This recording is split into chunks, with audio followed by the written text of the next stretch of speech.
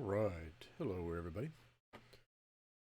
I am going to continue writing my scripts with Pulumi to build out some Azure resources.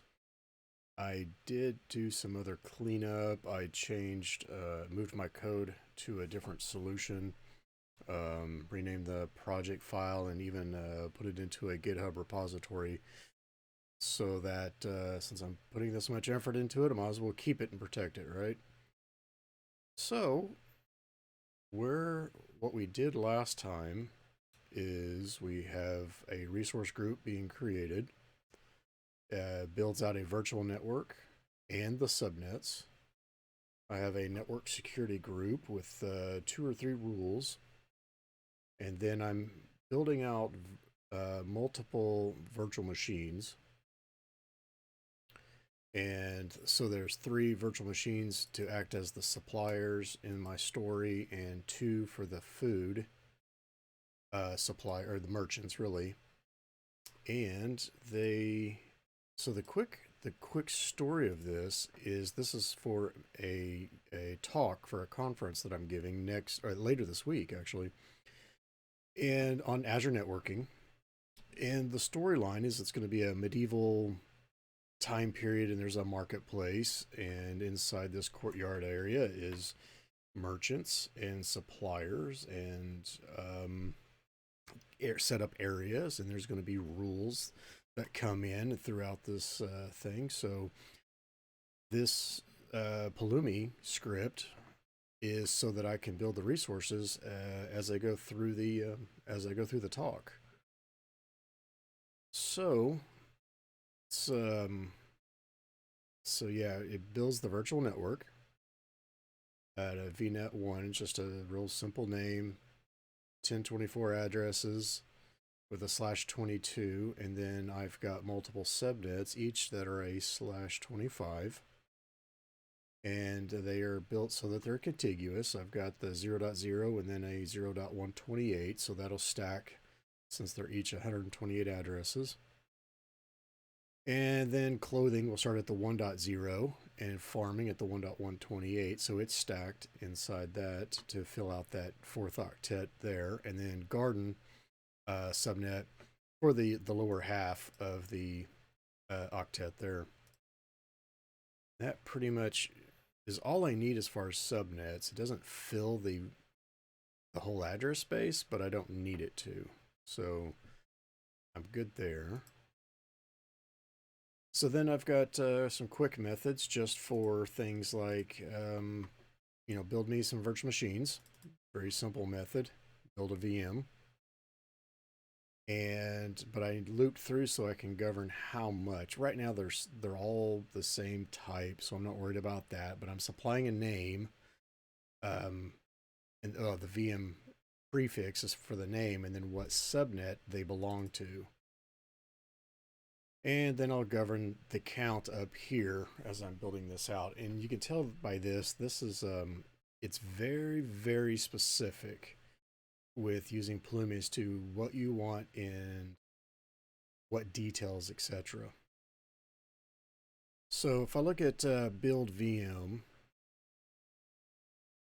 it builds out a network interface first, and then the virtual machine, and then we'll attach that NIC to the VM right here. And you notice this is an array, which means simply because a virtual machine can have more than one network interface. And all of them are forced to the same username and password. That's not a problem. And it's far from a secret by any means for this. And it's not going to be public access anyway. And they're all Linux. So, let's see. Hopefully we're good there. Okay. All right. So, I have a list of things that I need to get done.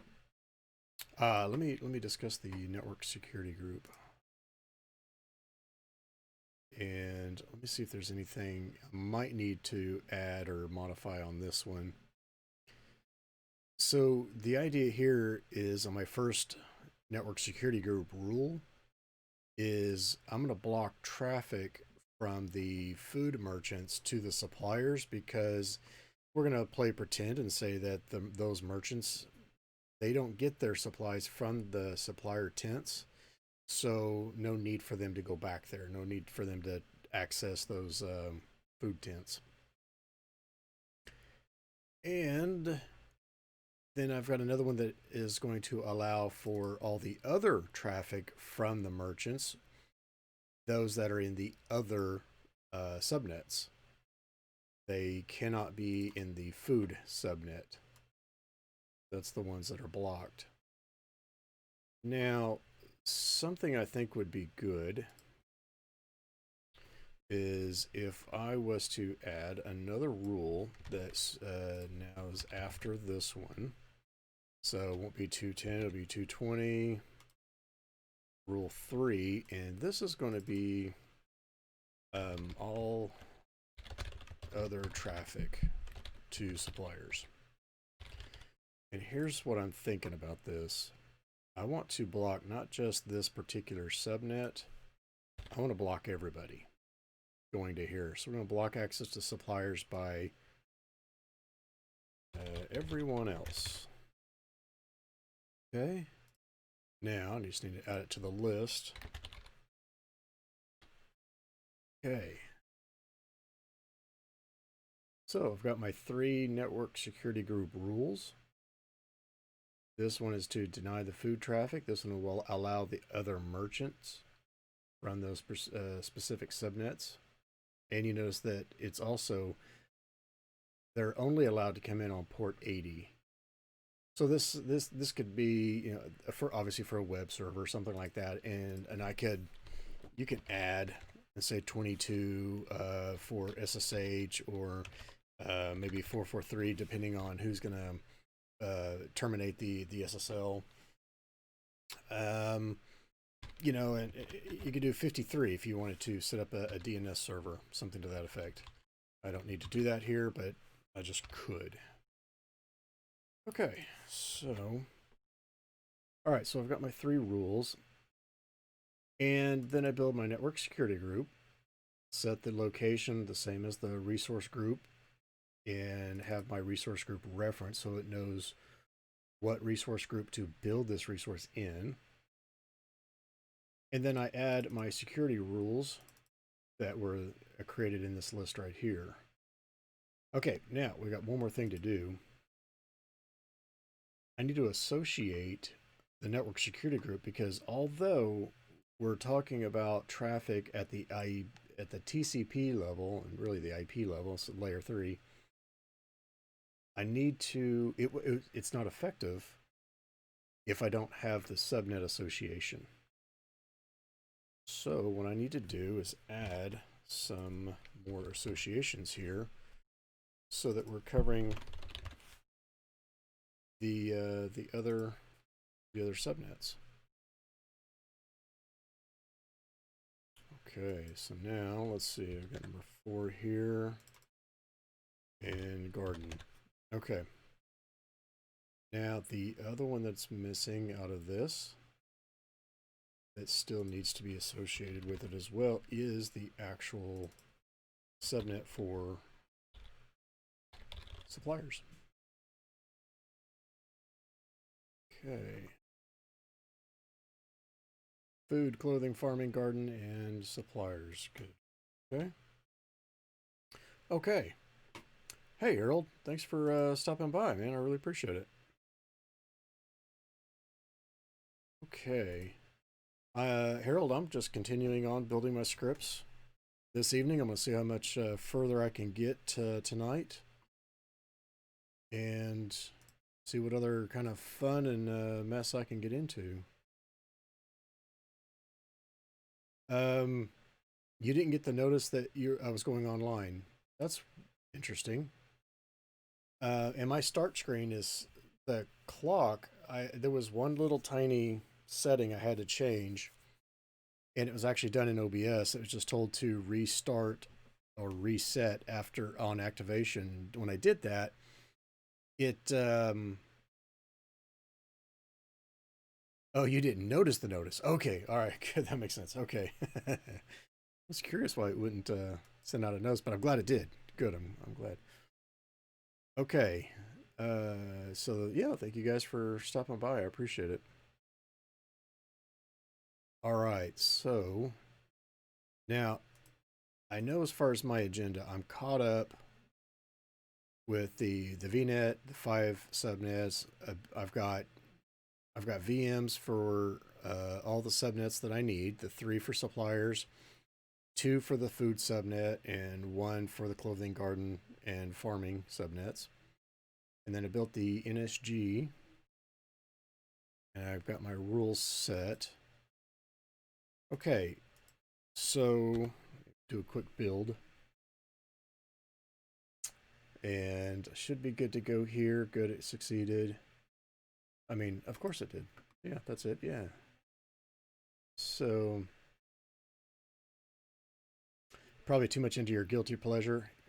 You know, it's funny you listen to the trance music. I'm not opposed to that at all. What I do have piped into my headphones that's not going out is a YouTube channel for 8-bit. It's 8-bit music. Right now, it's a tribute to Iron Maiden that's playing. It's on a rock, or it's at a metal rock channel that's going right now. So that's funny you mentioned trance music. I'm listening to some other cool stuff as well. Okay, so I know right now that I have actually put myself into a bit of a corner, and I'm going to have to do some refactoring. And here's what's going on. Dude, that is a bit esoteric. Yes, you're absolutely right. Do you want the link to the YouTube? Okay, let's do that. Okay, now. Okay, so I put myself into a corner. What I think might be good if I do right at the moment is see where I'm at. Yeah, modified the my stack. So I'm going to do git add my stack. Okay, git. Excuse me. Git commit. What did I do? I added third NSG rule and finished the subnet associations to the NSG. Okay. All right, so now it's git commit. Now we'll just do a push. We'll get it up there. Okay, now let's see. Big fan of all music these days. It's smooth jazz, 80s remix club, Jimmy Buffett, and way down the list is lo-fi. Yeah, interesting. Depends on my mood for programming. Absolutely, completely understand. And I'll tell you what, if you were like a mind trick right now, a musician composer, if you will, that you might like to check out is Hans Zimmer. And because my little trick yesterday kind of worked. So you're welcome, Chad. Oh my gosh, here comes the 8-bit cover for Run to the Hills. That's funny. Run to the Hills by Iron Maiden. Okay, so here's the problem I've got. I need to build a load balancer and have it exist for the 2 food VMs in that subnet. Okay, the problem is how you associate the VMs to the load balancer, because you do not associate VMs to a load balancer. You actually associate the NICs of those VMs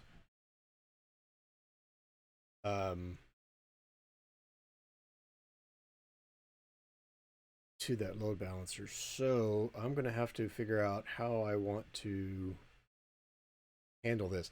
So the other thing too about writing C# with Pulumi is some of the good practices of C# programming they don't apply here. So it's because really you're building objects and that's it. There's so little, if any, logic that doing like dependency injection and other things like that, they just don't apply. So let me thinkify here. Okay, I know one of the things that I want to do, and Chad, I have not heard that song, at least not that I know of, is so is the title of the song Is She With You, or is it She Is With You? Okay, I'm going to have the build VM, I'm going to have it return that type. And the reason why is I want the caller to receive. Did I do wrong? Okay, good. The caller of this method is going to receive the instance of that virtual machine, because I know that I'm going to have to track. Now again, I'm going to have a list of VMs, but it's not going to be okay. All right, so this is where it comes in, right? Is you're not going to do great things with the Pulumi since you've got to do enough to make it work for you as a script. You're going to be thinking like a script. So I'm going to do another dictionary.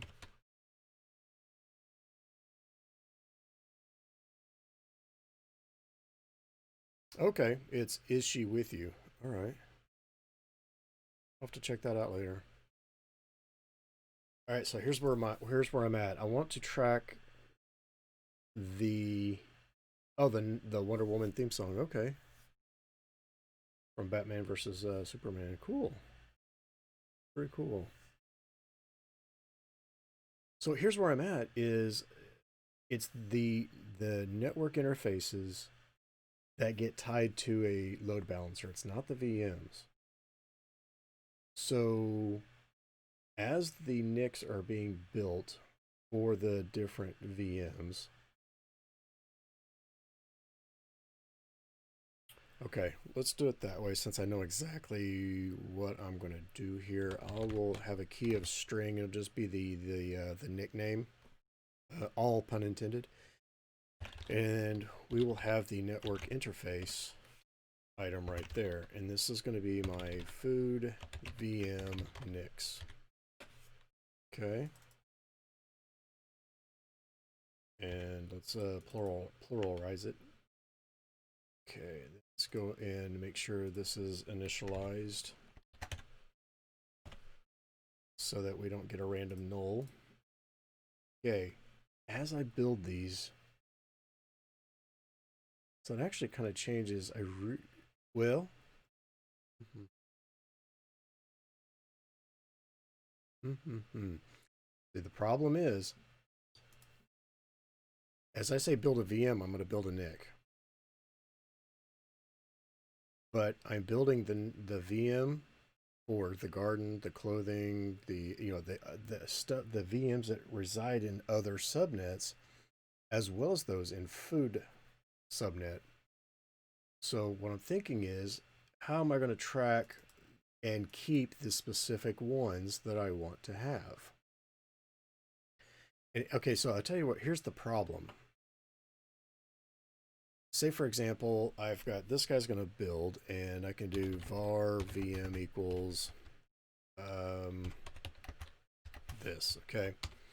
If I go VM dot network interface IDs, okay, I don't get from the VM object, I don't get access to the virtual machine, I don't get access to the NICs on the VM object. That's the problem. So the problem is knowing which ones to track versus which ones not to track.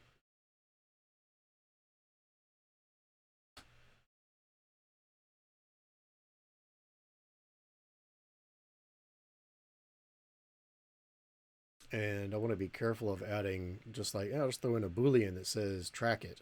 Well, that's not, it's too easy to screw that up.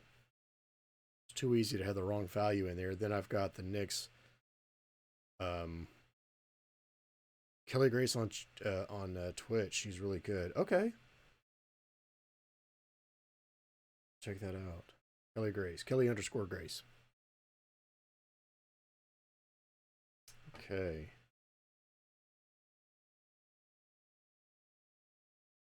Huh. Interesting. Okay. So how am I going to keep track of only the ones I want? Now, something I could do. Eh. Oh, Kaylee Grace. Okay. All right. Well, since it's a more specific name, I'll put it in my handy dandy notebook so that I will check out that channel later. Okay. Very cool.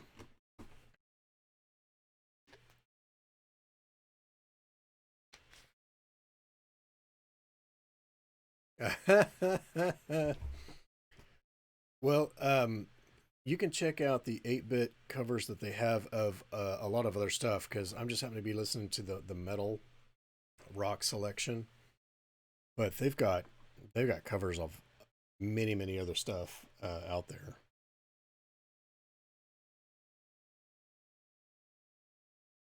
Okay, yeah, enter the Inner Sandman. What song is playing right now?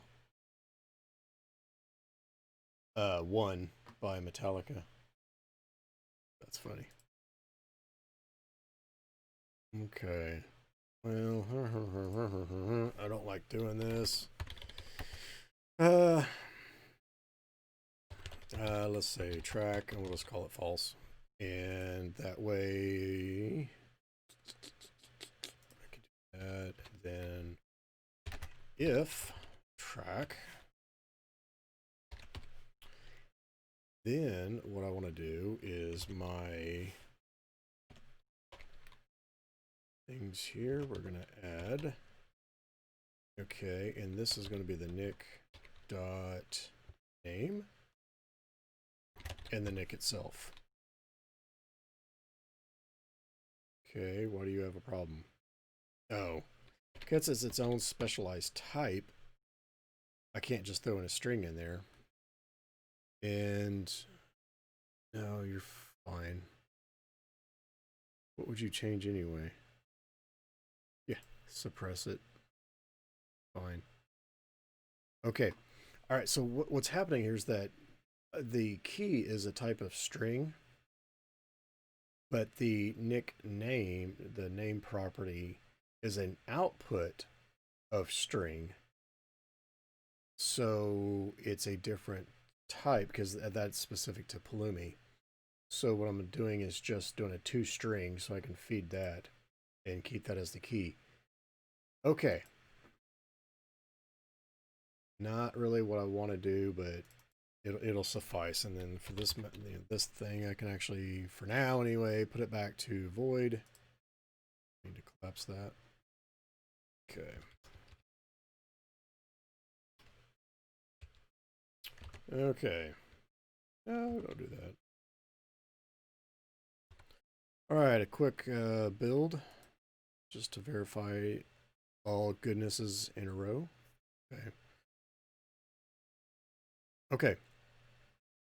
Now, as I'm building my food winds, now I'm going to say true. Track is true. Okay, now I am in the Enter Sandman cover. That's pretty cool. Okay.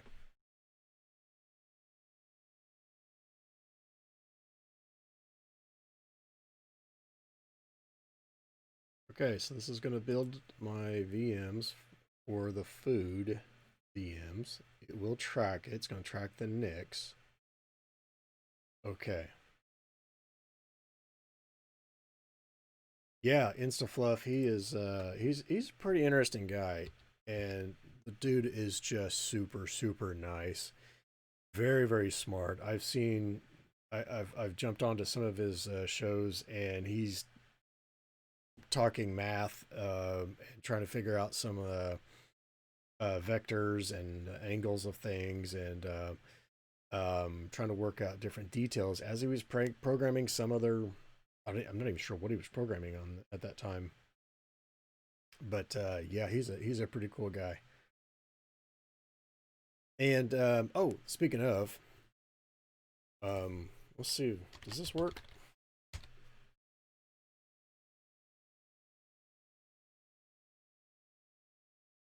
There you go. You can barely see it.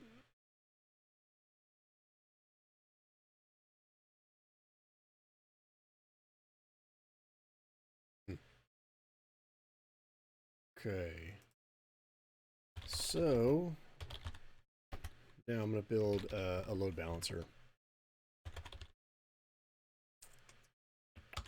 And I'm going to be very specific on this. Yes, Sean, this is. So it's actually not his. It is. I mean, it's a browser source that is. So I've just simply got a link as a browser source. I added it on OBS, and it works. It works on that. So I have not added the plink yet. Um, yeah, yeah. He's that super nice guy all the time kind of guy. Yeah. No, he's a very but he's also genuine about it too. What I liked about that. Okay, now let's do a better name than that. So let's going to do build the food balancer, food load balancer. Okay, this is going to be a new load balancer here,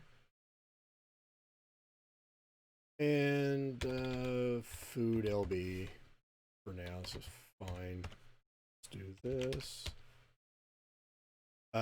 Yeah, he's like the Bob Ross, yes, which is funny enough because Bob Ross is actually on Twitch. They do marathon shows of his from Friday afternoon through Monday morning, I believe. So all the through the whole weekend, you can find it. It's um, you can watch his channel. It's right there. Okay, let's see. Something I know that I'm going to need is a front end config. Okay, come on. Equals a new load balancer front end configuration argument. There we go. All right, you need a name. This is just going to be front end config. That's something nice and sweet. Techo Mester Roberts. Yeah. All right. Okay, now subnet ID. So I already know that this is going to be in the food subnet. Now,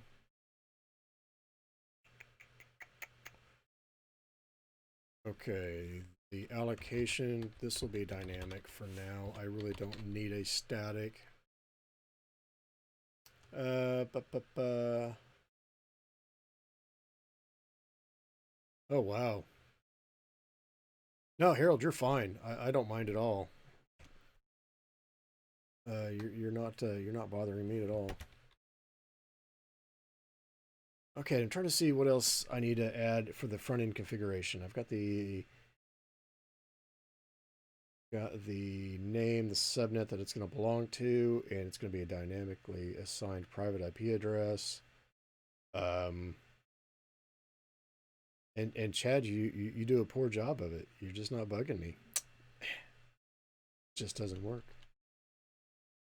Private. Okay, now this one is going to be IPv4. I don't remember what the default is, but I don't mind specifying it. And again, it's more magic strings.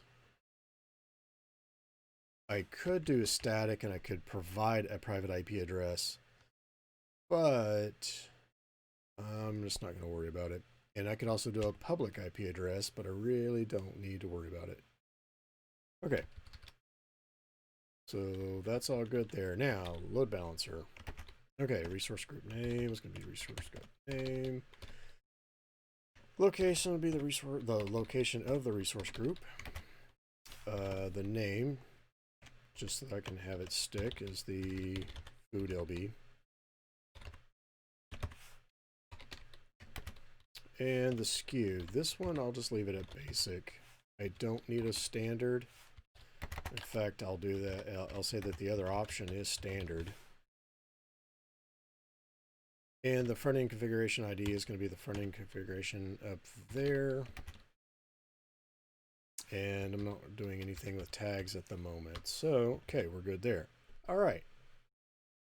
Can anybody spot what's missing out of this?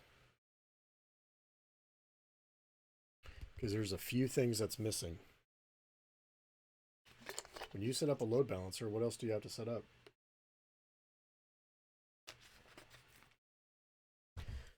Okay, so the question at the moment is how do I can create them, I just got to remember how to associate them. So we're going to set up a health probe. A new health probe.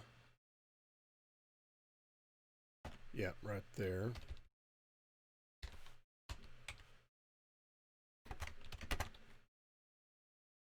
Ugh. I hate it when it does that.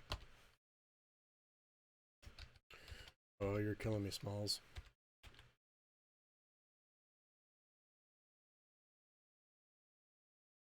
What happens when I get to typing too fast?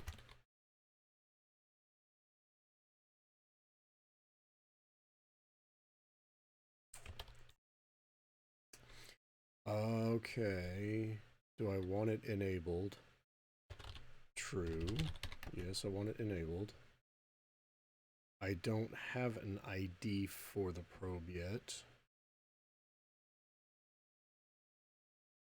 Is this what I want? I really think I actually want args, at least for right now. Because I like it being more declarative. Okay, so now this will just be probe 1. Enabled is true. Interval in seconds. I believe the minimum is 5.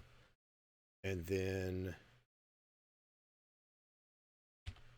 let's see. Protocol is going to be TCP.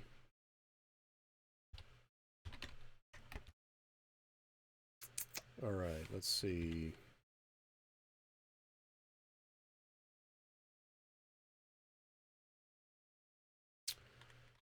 Do I really want to do that?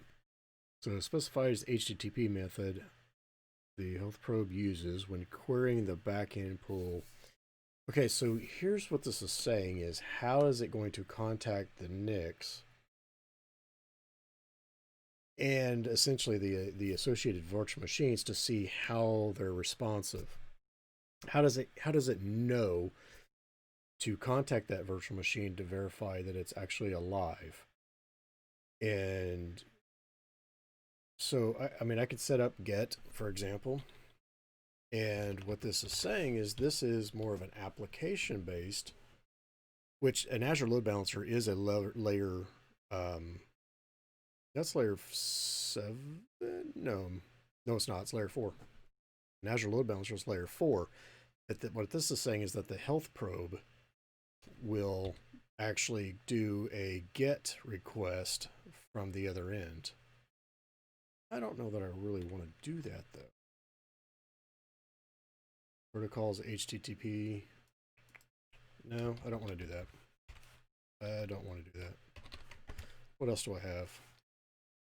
Yeah, and if I did use HTTP and use a GET, then I can specify the path so that maybe I've got a slash health probe endpoint, that the whole purpose of that endpoint is to reply, yep, I'm alive. Okay, so I've got a health probe. Where do I put it? All joking aside, where do you put the probe, right? Okay, now since I've done this some long time ago, looking at my cheat sheet because it's been a while.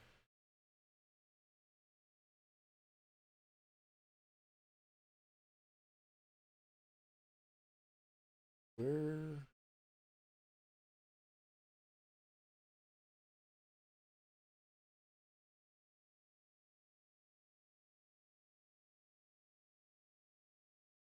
Trying to remember where the health probe for that is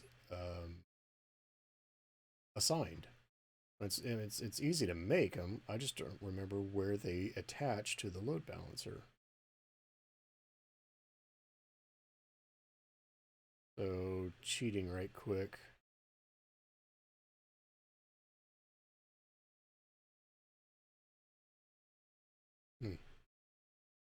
Okay.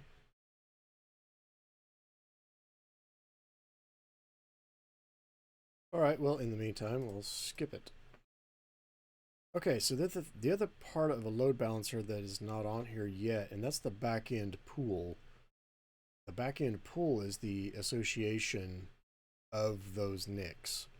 Since a virtual machine can have more than one NIC, you could set up a load balancer that is set up to one of the multiple NICs, or others on that same VM. So let's do a backend pool, a backend address pool. The name will be pool1. Nope, not pools. And this will be a new args here. The name, because I'm gonna make it persistent. So I'll specify it. Resource group.name. Then the load balancer ID. That's what I'm gonna get from above. The ID there. Okay. Now I've got a backend pool, but there's no association to the NICs yet. Okay, so now what I need to go and do is create a new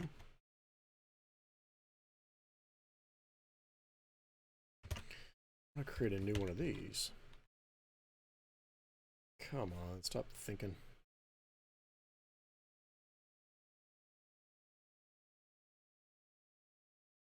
It's weird how I got people in chat, but not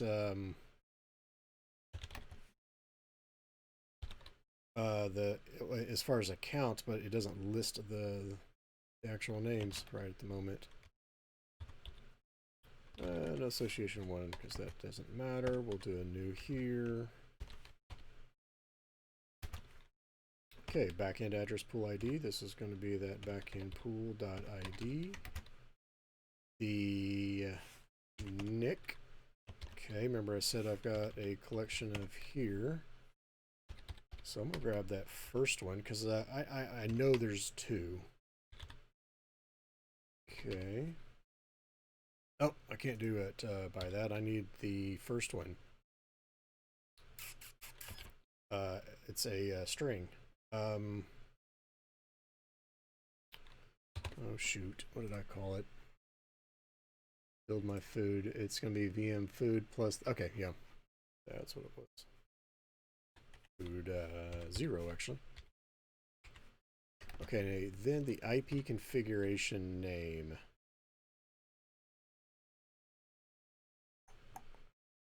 I think it's going to be this one. Front end, name. Okay, semicolon that.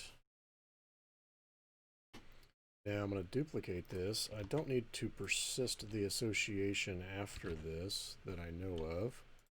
So I don't need to have a variable declared on it, so I'll just do that. Okay. Right, let me think here.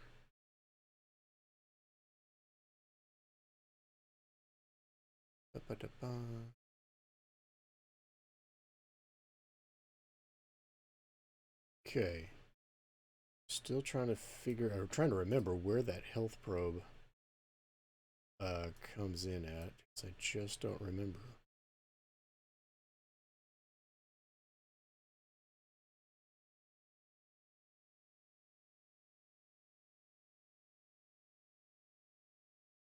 Going back to my cheat sheet right quick. Winner, chicken dinner. Did you let 90.58? Wow. Good job, Mary Lou Retton. Good job, Harold. Harold Lou Retton. Stuck that landing. That's pretty good.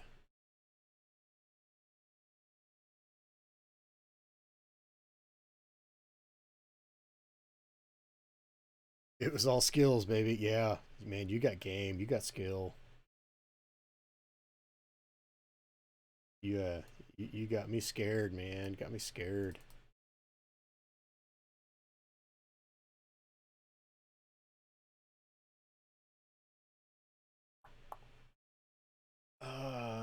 This is killing me because okay. It dawned on me now. Okay. And in fact, that's why it's not on my cheat sheet. Okay. So the other thing that's missing out of this is a new load. Let me see if it's actually on here as load balancer. Nope, it's not right there. So let me go back to here. No, it's not there. Where is it? It's going to be up here, I believe. Yeah. Load balancing rules. This is where it's going to be. Load balancer rules. Okay. Let me double check. Then I'm not going to be chasing things around here.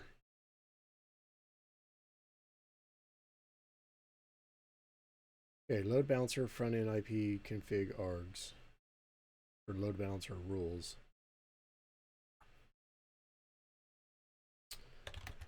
New. Oh, no, no, no, no, no. It's not what I want.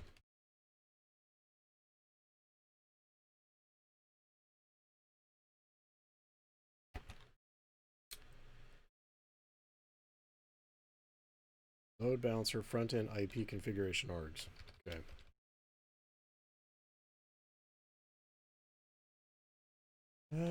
New load balancer front end IP configuration args. There we go.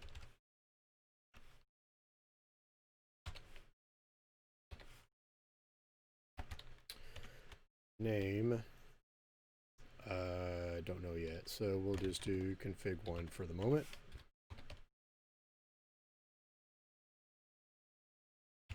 No, no, no, no, no.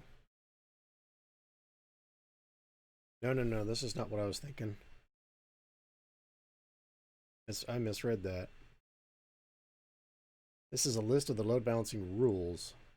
This is not what I want. Okay.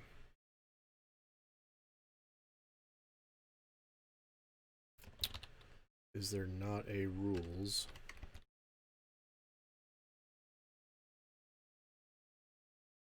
All right, I'm going to go back to my other cheat sheet because I should have.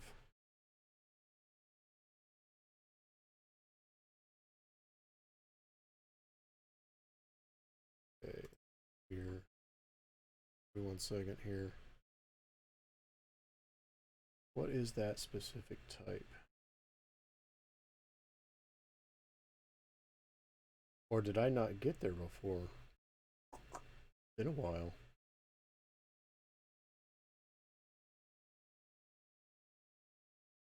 Nope, I guess not.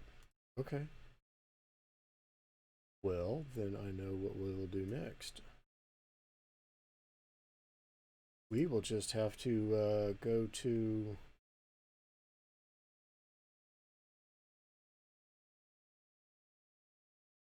Okay. We will have to go to the documentation. Don't let that scare you.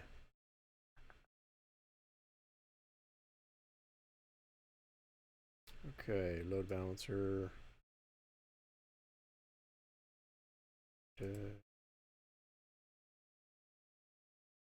am I at? Backend address pool. Let's go to here.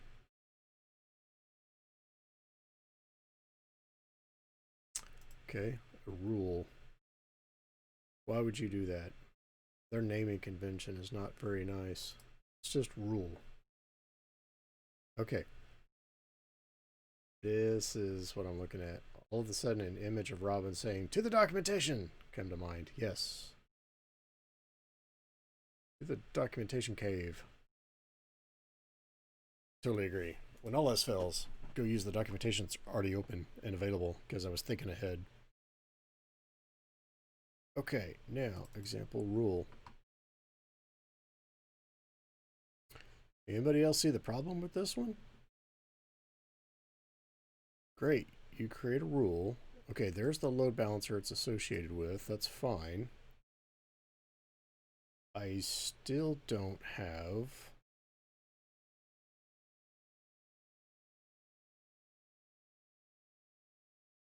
the health probe set up.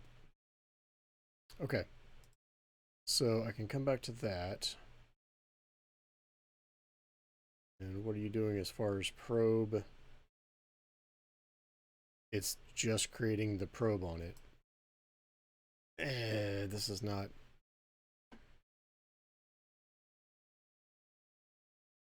Okay, so the reason why that I'm kind of balking at this, and see, it really... Yeah, let me do this. I'll show you what I mean. I'm just going to create an Azure load balancer. Let's do load balancer. Let's hit create. I'll show you why I'm thinking this, because as many load balancers as I've created through this, through the portal anyway, I can tell you that some of this is not really jiving, and I don't have a VNet set up. Shoot.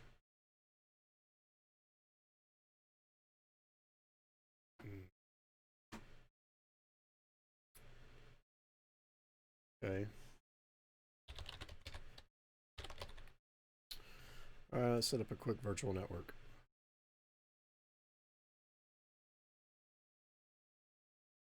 And just for grins and giggles, I'll put it into a different region so that later it doesn't cross with anything. 0 slash, no, 24 is going to be just fine.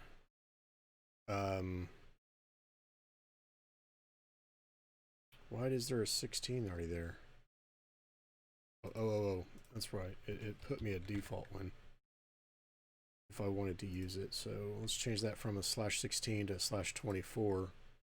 And it's 256 address. Fine for this quick example, huh? And we'll just call it default because that's usually what it is. You're going to suggest a default but not let me use it. Okay. I'm not worried about that. Bastion is disabled. Good, because it cost you extra. Okay.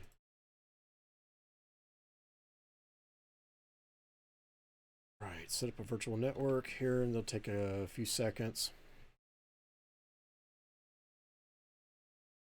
And it has to be fully in place before I can create the load balancer, because the portal and the has to be able to acknowledge that it's there.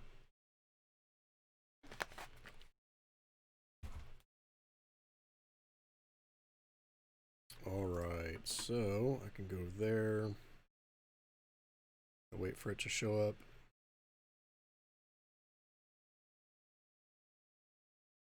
Okay, there you go. VNet foo. All right, now let's go create a load balancer. If only I could spellify.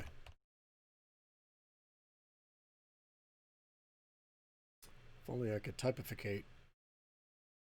And we'll put this in central. It's going to be internal, and this will just be food LB for grins and giggles. Internal, be dynamic, and we'll pick it out of the VNet foo, out of that subnet. Good, we're good there. Okay.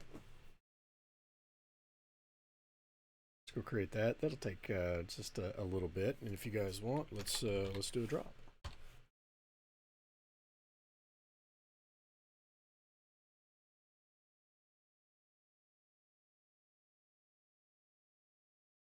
Gotta see if I can beat Harold's landing that he stuck a little bit ago at 90.58 score. That was good.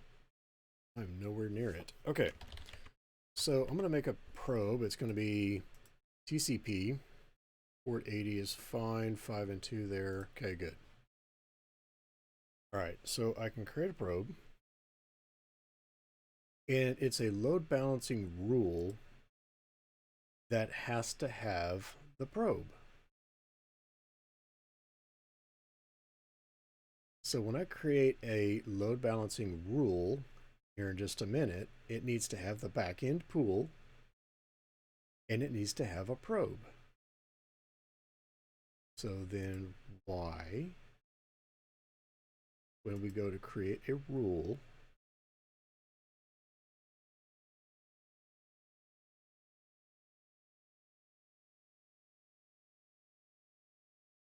it's not specifying the health probe?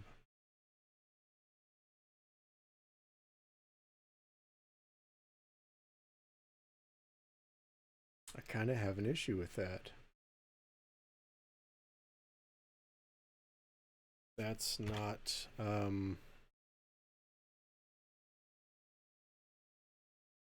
that's not right. Something is amiss about that. Okay, so let's do this. I'm going to create my first let's call it the LB rule. Get rid of that.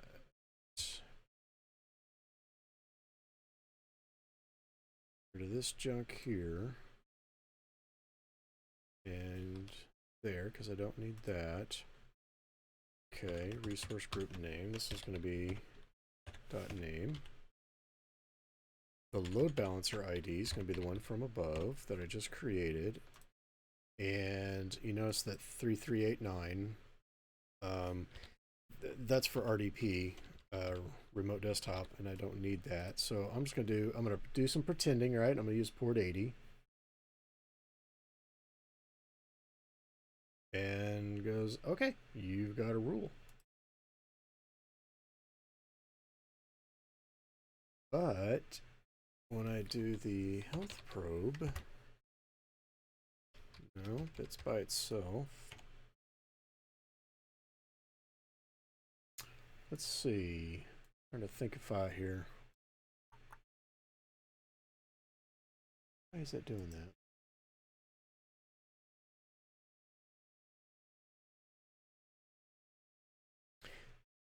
Okay, so I've created a rule. I got a load balancer.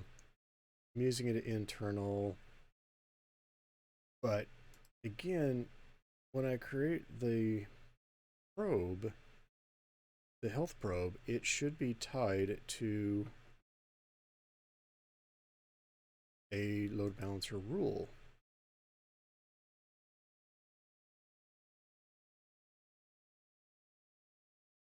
Something is not right here. Huh. Okay, so either it's missing in their documentation, which is possible, or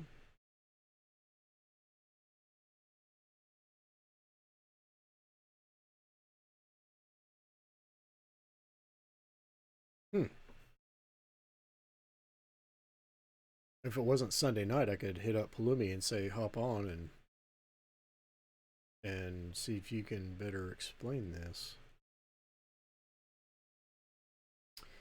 Because I know for a fact that when you have a health probe, it needs to be associated to a rule. And it's not an outbound rule, and it's not a NAT rule. I definitely know the difference on that.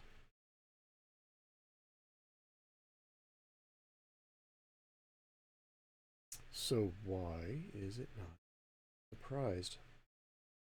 And what I'm worried about is that, I run through all this and it says, oh, it fails because it doesn't have a health probe associated. Well, it's got to be available to do so. What about a custom? No. Nope, nope, nope. It's not a custom resource option.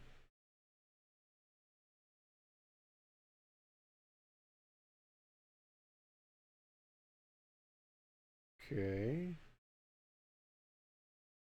See, it's not even in here.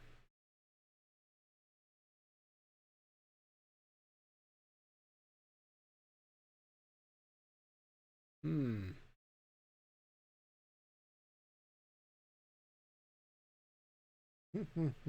That doesn't make sense.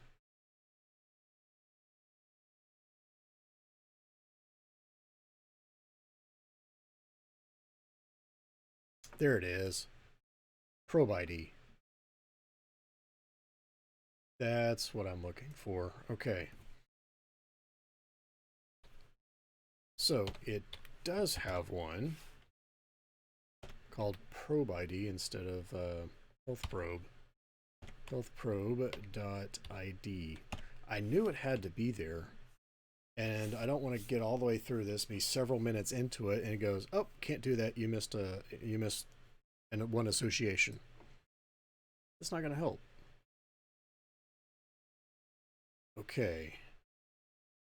Front end public IP address. Why did I do that? Instead of doing it from the object so that I don't have... Oh, I know why. That was from the example of above. Okay, front end IP configuration name. Front end IP configuration. There we go. Load balancer ID. Okay, is there any other properties I'm missing that I probably should have?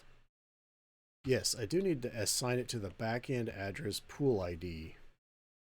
So I made a backend pool up here. .id. Yep, that's what's going to finish that off. Their example was missing. It wasn't as complete as it really should be. Now the rest is perfectly fine on defaults. Okay, now it doesn't have, well, it has the, okay, yeah.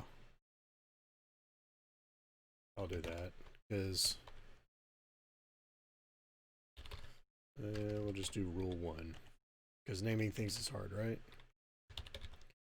And if you just join me and you're thinking, why am I supplying name twice? Because the Pulumi library, if I only specify that one, which is required since it's in the constructor, if I only supply it, when it goes to build the resources, it will append that name with a random set of characters to help provide some uniqueness. By specifying it again, it says, okay, that's the name, that's what we're going to run with, and hope it doesn't not already there. It's not a duplicate already, in which case it would fail at build. Okay, so that's our load balancer. Going to my 2 VMs, food 0 and food 1. And I've got a backend pool. And there's my association of the NIC to the backend pool. And that's the key thing there. Is you don't associate VMs to a load balancer, you associate the NICs to that.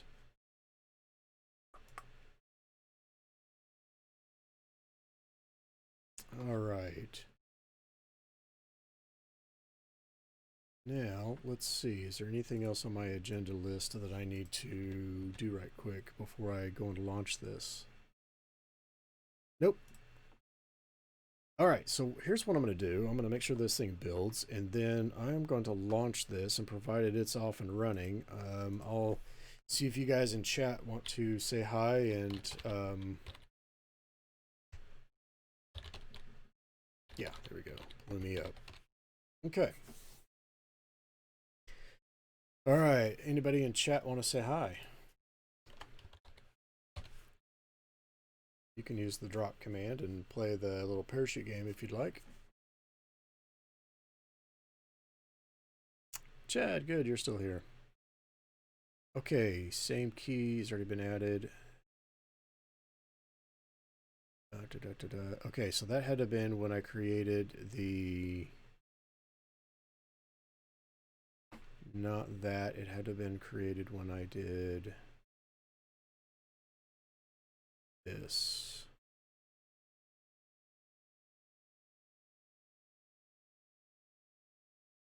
Yes, that's the problem. That I no. Nick.name is the VM-nick. I thought I escaped my sysadmin days when I became a developer. Now it feels like it's coming full circle and developers are being pulled in my sysadmin world via DevOps.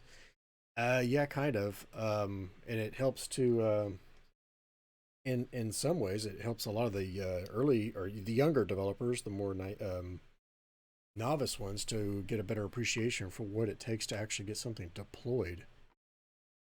And understanding the infrastructure and the testing and the paths that it has to take to get that stuff deployed.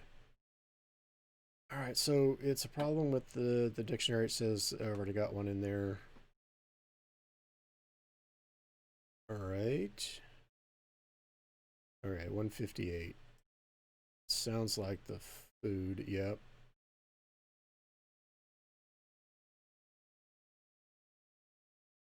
Okay, but when I go and add that, this nick.name, that nickname is here. It could be because of the order of which things are built. So just in case, let's do that instead. Right, and you know, something I need to do too is, unless you guys like being able to drop more frequently, because once you land, it doesn't stick around very long. Oh, look at that! I'm gonna beat Harold's record right now. I'm gonna be way off actually, but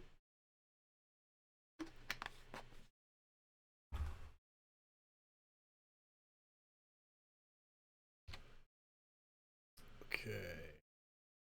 My landing was so bad it was in the negatives. Okay, let's see here.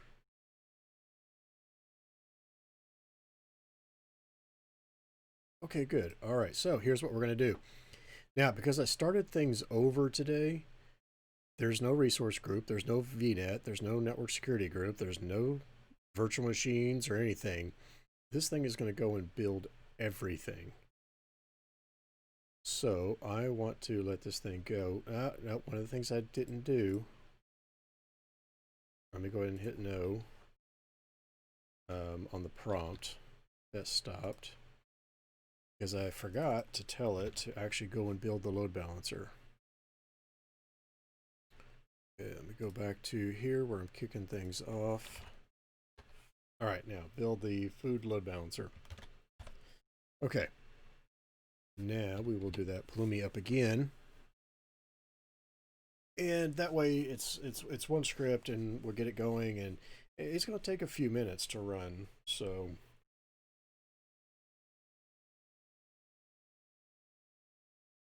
well, I was thinking it would. Why are you having a problem now?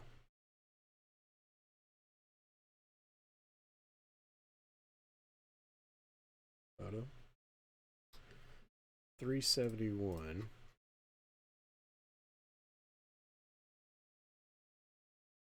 Da, da, da, da.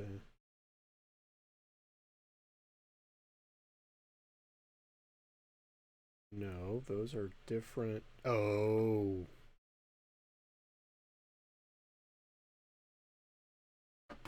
No. Was not present in the dictionary. Oh, you're killing me, Smalls.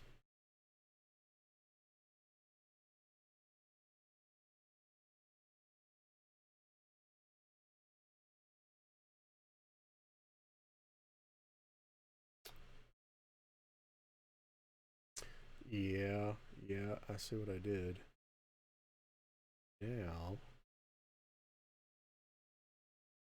this guy here is going to be VM food 0 plus that. Yep. All right, let's just do that. Yes, I realize it's a bit of hard coding and I shouldn't be doing it, but at the same time, with Pulumi, it's not about good C# code as it is about scripting and getting your resources built.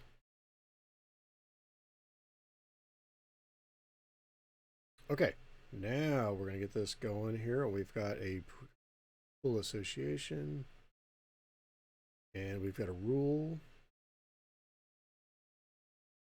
Where is it building the load balancer?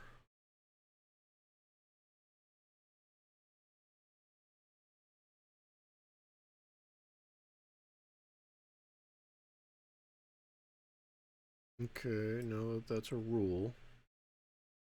Back in pool. Where is it creating the load balancer?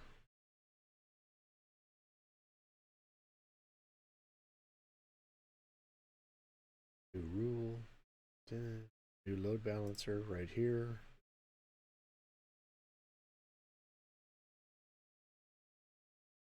Called food LV. Why is that not listed?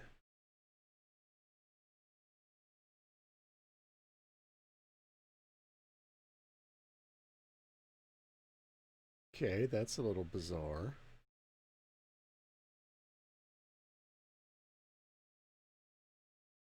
Huh, let me thinkify for a second. Considering it's going to take several minutes for this thing to run anyway, I'll go ahead and launch it. And I'll come back to see why. Maybe it will build it, I don't know. That's a little surprising.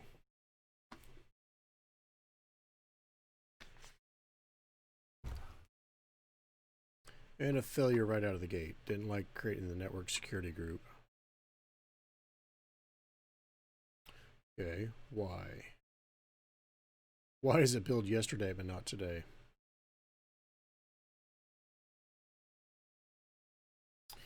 Oh, okay. Yeah, that's why. This is where Pulumi gets a little funky compared to the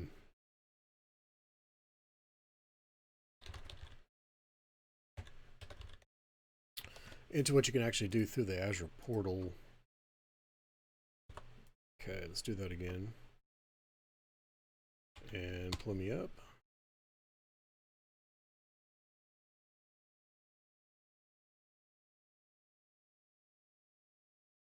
So I already have it on my task list to add some music, and I will at some point in time. I just don't have it piped in yet.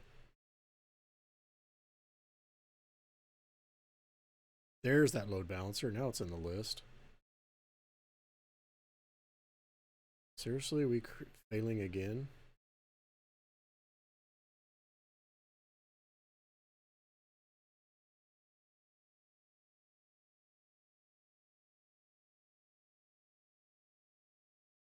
Okay, let that thing play out.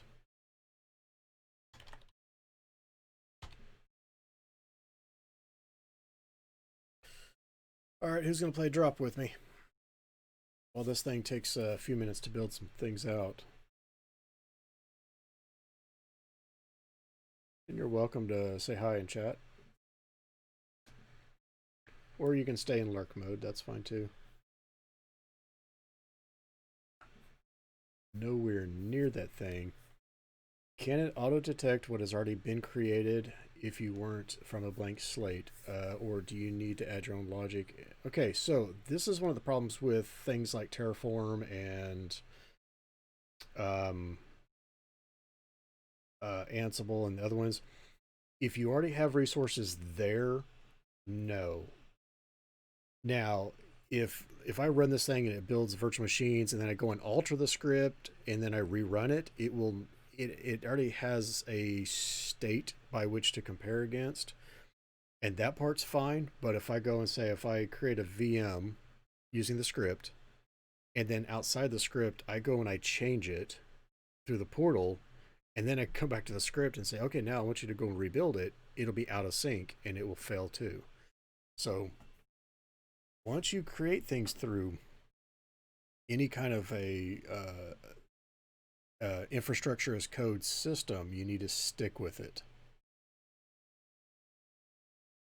Okay, this is not telling me which one. So Sean, hopefully that answered your question. Can I, let's see, allow all, yes, everybody. Unsupported value for internet. Are you serious that it has to be capitalized?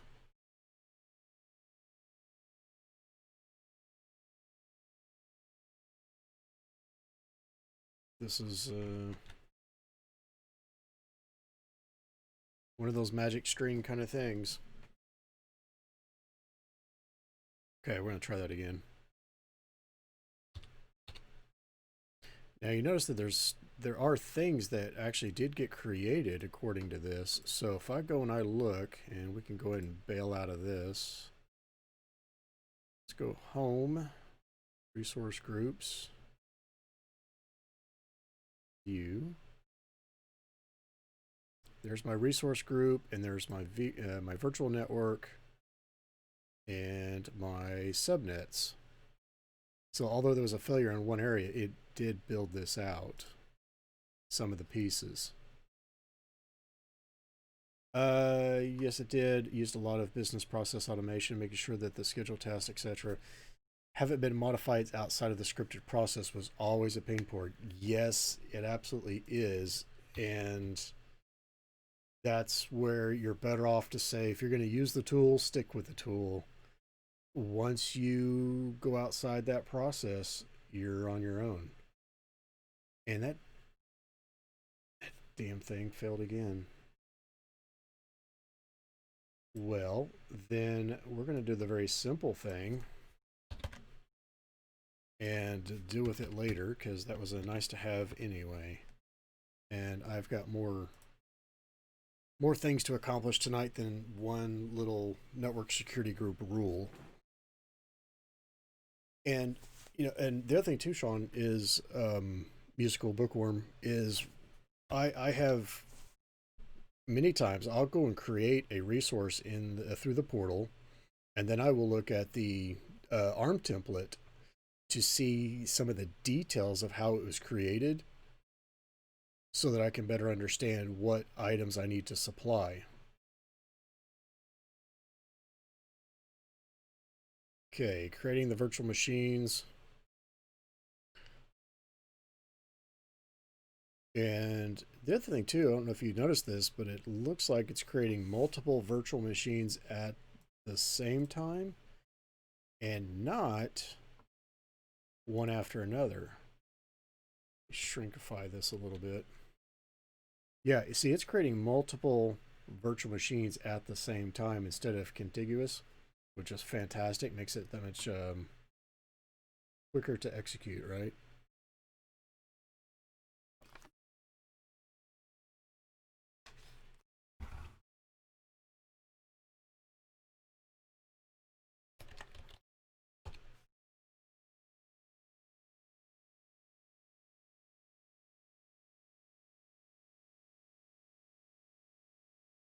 And now on that drop, I might get near the pad. I don't know if I'm going to hit it or not. I have to. No, it's going to come either short or just barely on it. Nope, it'll be short. Dadgummit.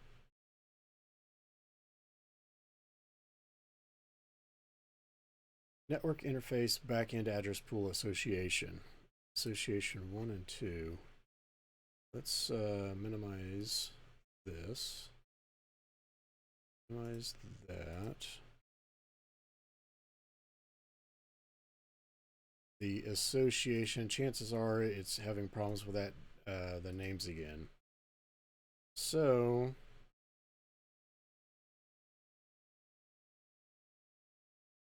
what I might do is just find a better way to access, make a list of those IDs. actually, since it needs the ID and it doesn't actually need the name, so what I could do then is if I'm, yeah, let's do that instead. Instead of a dictionary, I'm going to change this out to just be a list. I make that a list. Then I don't care about the ID. I just want the one that's in the... There we go. Okay. I just want the one that I'm dealing with. Alright, so get that guy out. Add the nick, and now when I do a reference here, I just want item 0 and item 1. And, you know, although I could make some of the code nice and pretty and stuff, it still comes down to, yeah, it had problems with the names. I already know what I'm going to do. So now, okay, so I've already built out the virtual network, the network security group. It built out the virtual machines, and it actually didn't take very long, did it? Okay, so now this is going to get this caught up with the associations. So I'm going to say yes, and let's build the rest of the pieces out.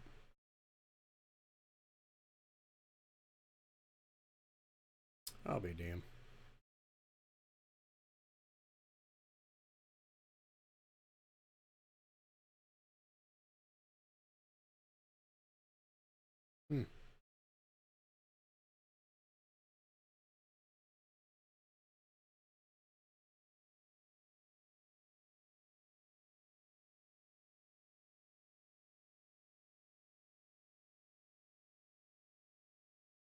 This thing is needing, says ID, and it's being provided an ID because an ID is an output string. So why does it have a problem? Oh, okay. Front end config was not found on the NIC. Oh. Oh, I misunderstood that. Okay, I know what that is. Okay, when you build the virtual machine, you have an IP configuration here, this name right here, because you can have a network interface can have multiple configurations on there. Okay, that's what I misunderstood here. So I had the wrong one. Now, since I'm hard coding those, I'll do that here. That association, let me build that, and let's re-go again.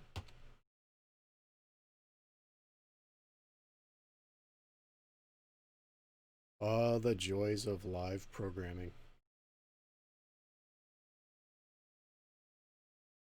Okay. And Musical Bookworm and Harold, just FYI, my yesterday's video that I did for 3 hours on the first part of this is on YouTube. And if you want the link, just so you can have something to throw darts at, let me know. Updating address pool here.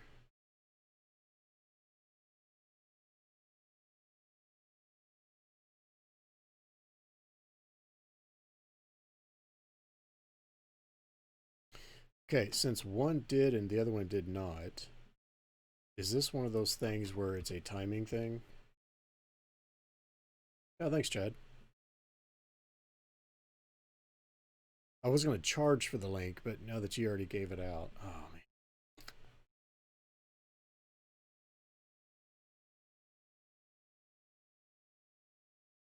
So, Chad, while you're at it, drop a link to Codepalooza so we can make sure other people are in the know about that conference coming up later this week.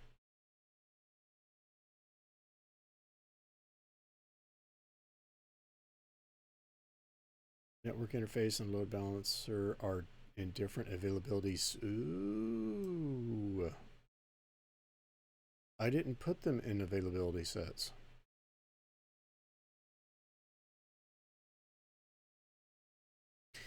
Yeah, there's a link to CodePalooza there. Everybody check that out and see if you can go. It's a fantastic conference.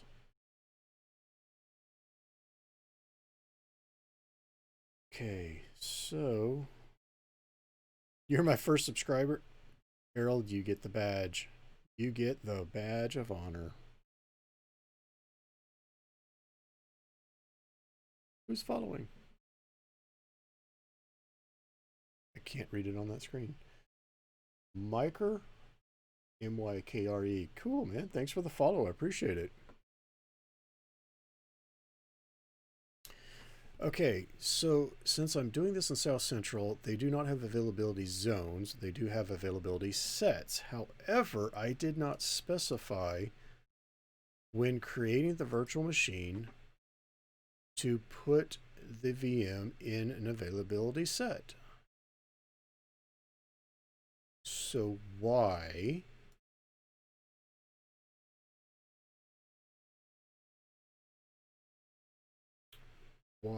then is this doing that? That's not fun. So if I go to food 0,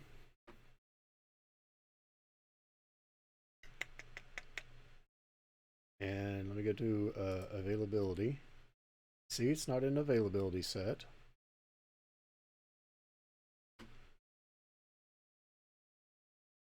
Are in different availability sets. It uses load balancer with a different availability set. Well, then the availability set of the NIC. And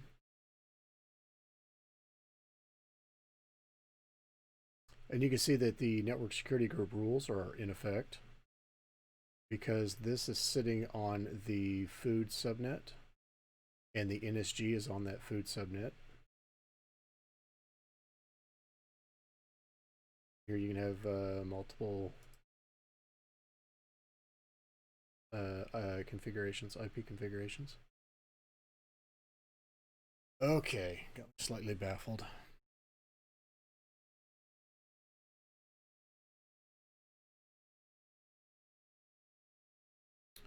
Let's go to that NIC.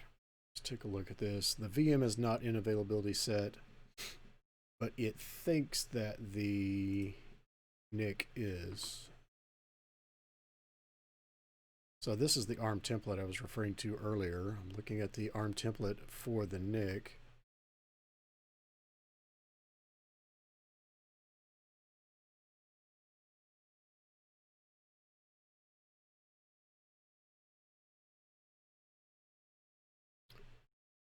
There's nothing specified about an availability set, so this is not right. Go back to the backend pool. Here's my pool one. It's got this VM here, and if I want to add VM food 0, I hit OK and then save. What do you want to bet this is going to work? Oh, okay. Well, at least I won't feel too bad about this.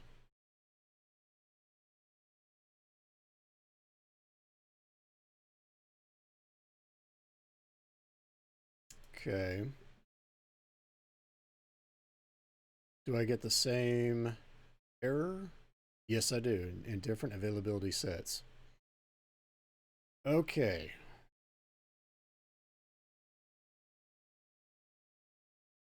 Let me thinkify here. Since I know for a fact that in South Central I could use availability sets, the question is, do I want to?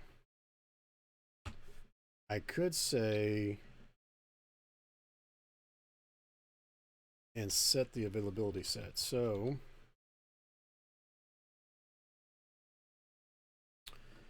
Where it said compared to the NIC, but the NIC does not have an availability set setting, and I don't think it's in the configuration. No, there either. So var. Let's do an availability set then. New. Wait a minute. Wait a minute. I'm in the build VM method that is used by other things, so I don't necessarily want to do that here. I think what I would rather do is do private availability set. We will build an availability set.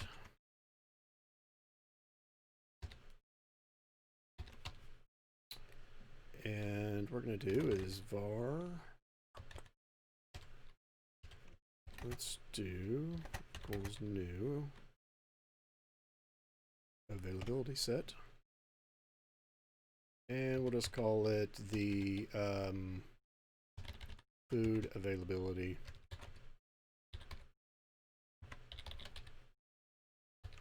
set. And not what I wanted there at all. Let's go here. Source group.name.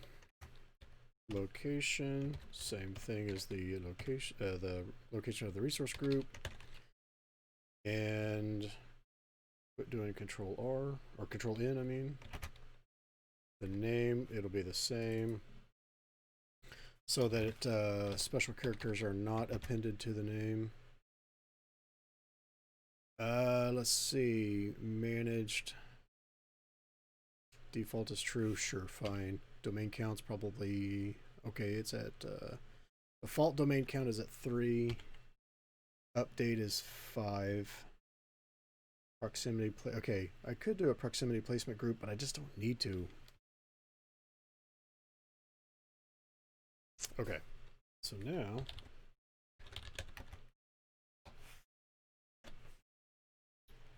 Now.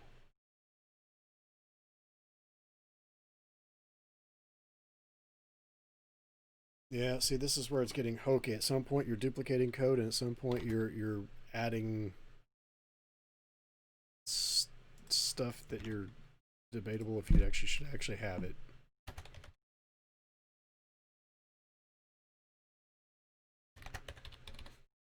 Okay, now back. Let me get rid of that. Yeah, let's see. We're gonna do this up here, and I need it before the food VMs are done or created, which means that there's a dependency that I'm not taking care of properly, so I don't like that either.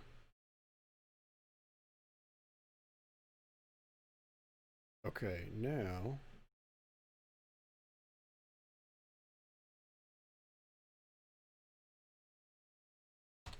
okay, the availability set.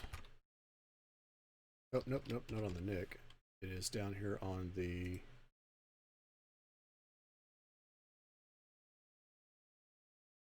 Are you giving me an error?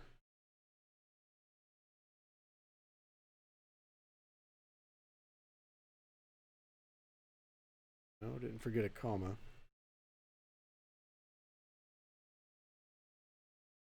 Okay. Weird. Okay, availability set ID. And let me see. Yes, it's nullable, so I can say track. If it's tracked, then I want the availability set dot ID. Else null. Leave that there. We'll use a little ternary. This is. I'm not saying this is a good clean code by any means. What? Why does it think I'm missing something? That's not right. Okay.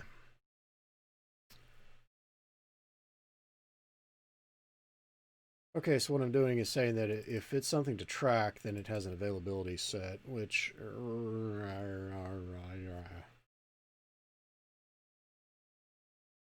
think I'd almost be better off doing that. We'll add a little extra protection there. Okay. Do another build. Do another dance. Let's Pulumi up tonight. My attempt at humor. All right, dropping again. I've got to see if I can beat Harold this time. What value cannot be null? 229.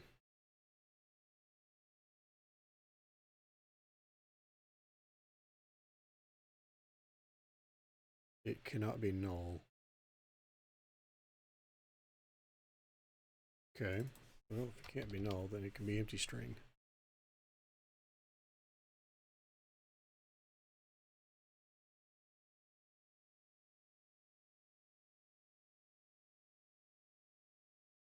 Oh, Harold's getting close again. Not going to make it this time, though. Okay.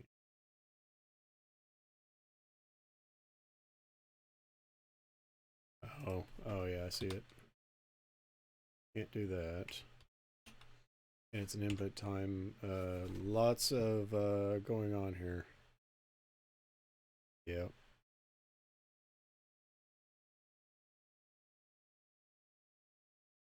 Oh, let's see.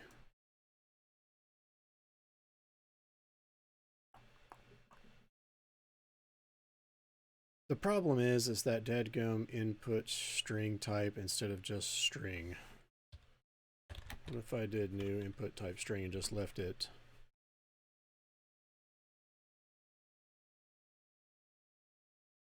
Can I do that? I don't know. I need to know whether or not to include the availability set ID here.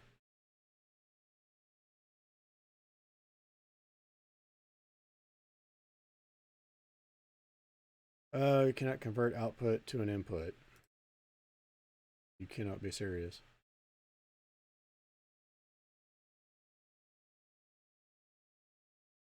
Oh, I see. I see what you're saying. Is it cleared? Okay.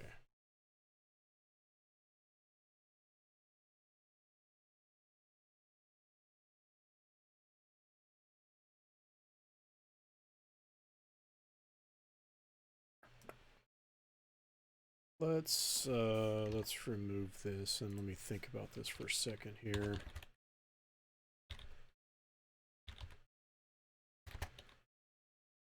Two.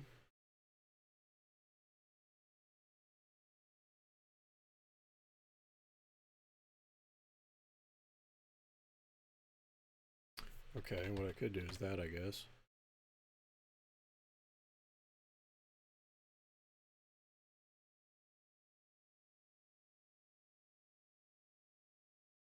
And I can leave it as a string there and do it that way. No chance, nope. I didn't even, oh yeah, I see where you landed now. Okay. Fact.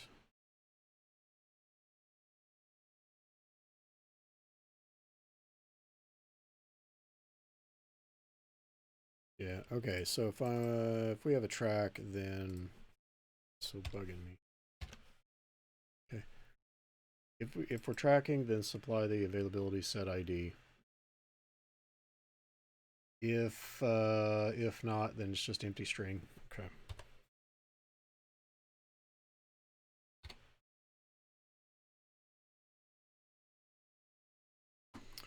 All right, let's see what fun we can drum up this round.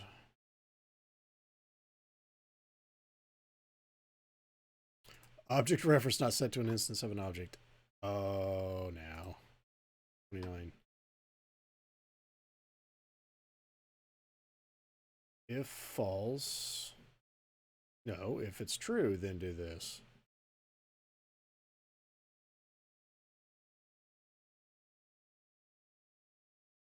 How am I getting instance?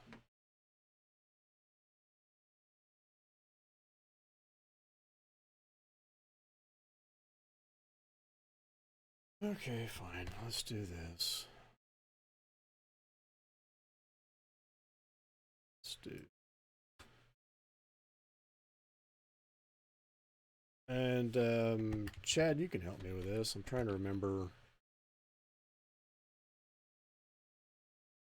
No, it's definitely not that.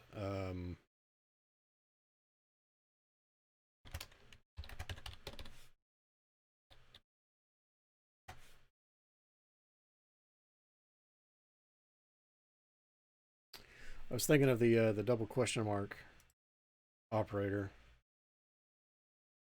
Should work. If it's not null, then get the ID, else use an empty string. That should work. That should work.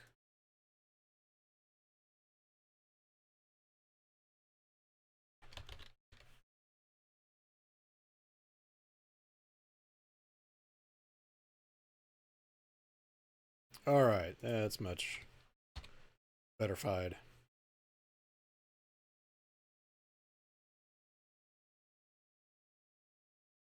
All this because it decided to you're killing me, Smalls. It put it into a different availability set.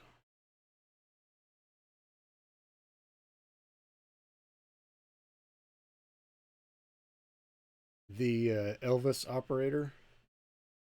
Oh my gosh, I haven't heard that in 2 years. Remind me, Harold, what's the Elvis operator? I've heard of that.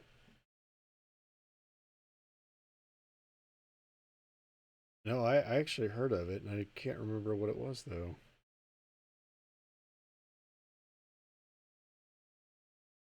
Okay, so... Alright. What we're going to do is we're going to do Pulumi destroy.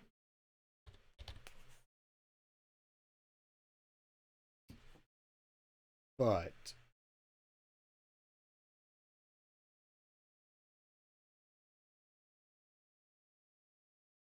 yeah, I did that earlier. But I can't allow it to have null. The availability set here on 229, it cannot be null. It has to either be a string or an empty string. This is if I was going to access the ID or allow it to be null.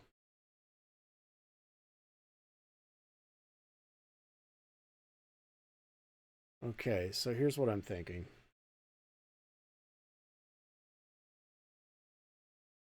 Yeah, I'm going to let it destroy.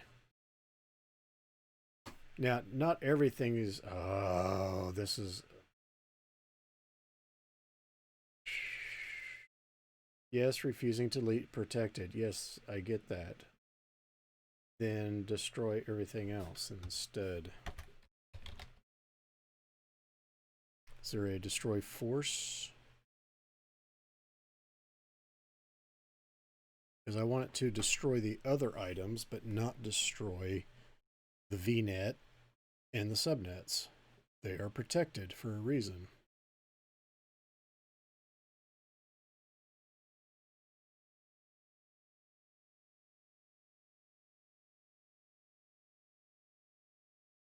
There's not a force.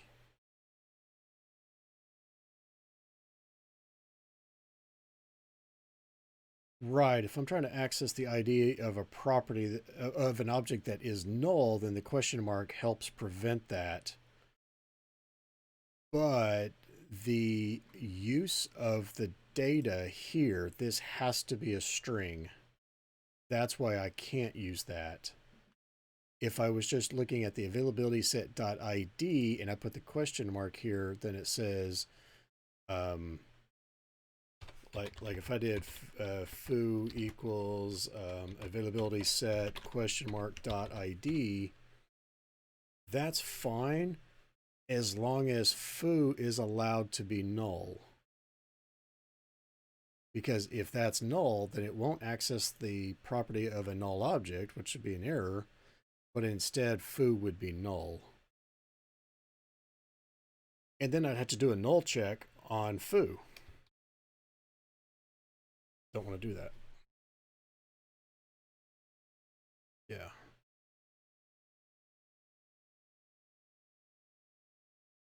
Okay.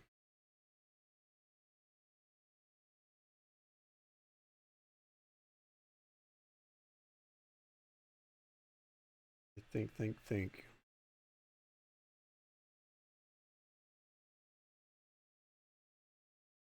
See, I don't like that. The whole point of, unless I want to tell it to skip the preview, maybe, which I saw that. Skip preview. I don't know. I don't know if that'll help or not.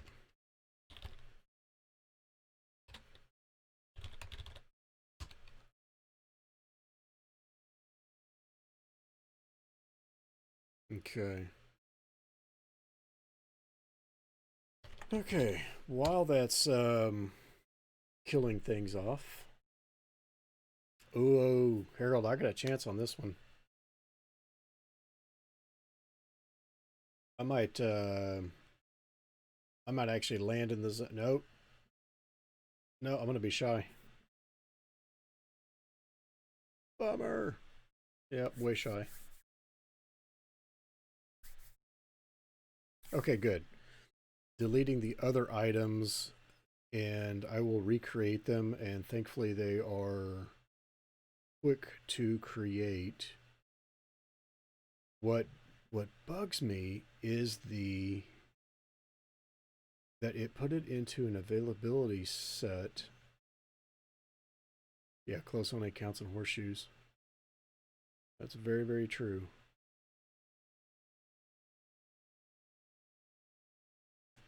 Doesn't work in DevOps either, does it?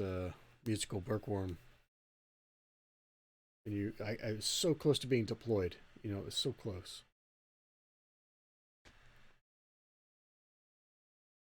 I just don't like the use of the availability set like it did. That bugs me.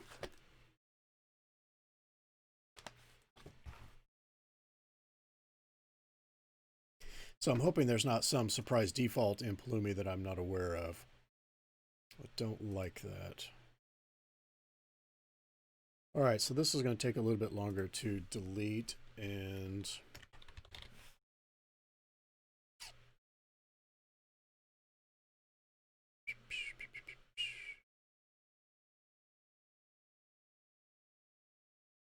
what do I have available? Oh,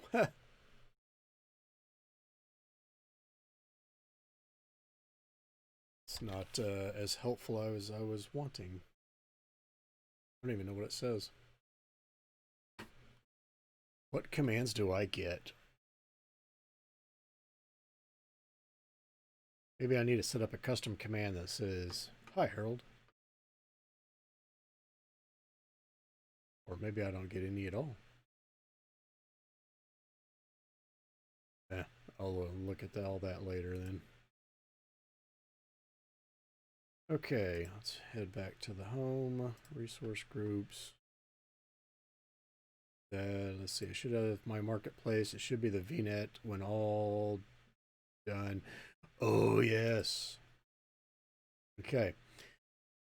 There's something else. Okay, you notice that it's deleted the virtual machines,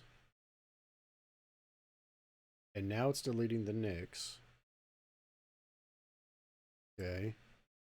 But when you delete a virtual machine, it's not surprising that the NIC and the OS disk, and usually the managed disks or the secondaries, are left as well. They're not part of the destroy. Now with Pulumi, it might be. So I'm gonna, when this is finally done, I want to see what's left behind.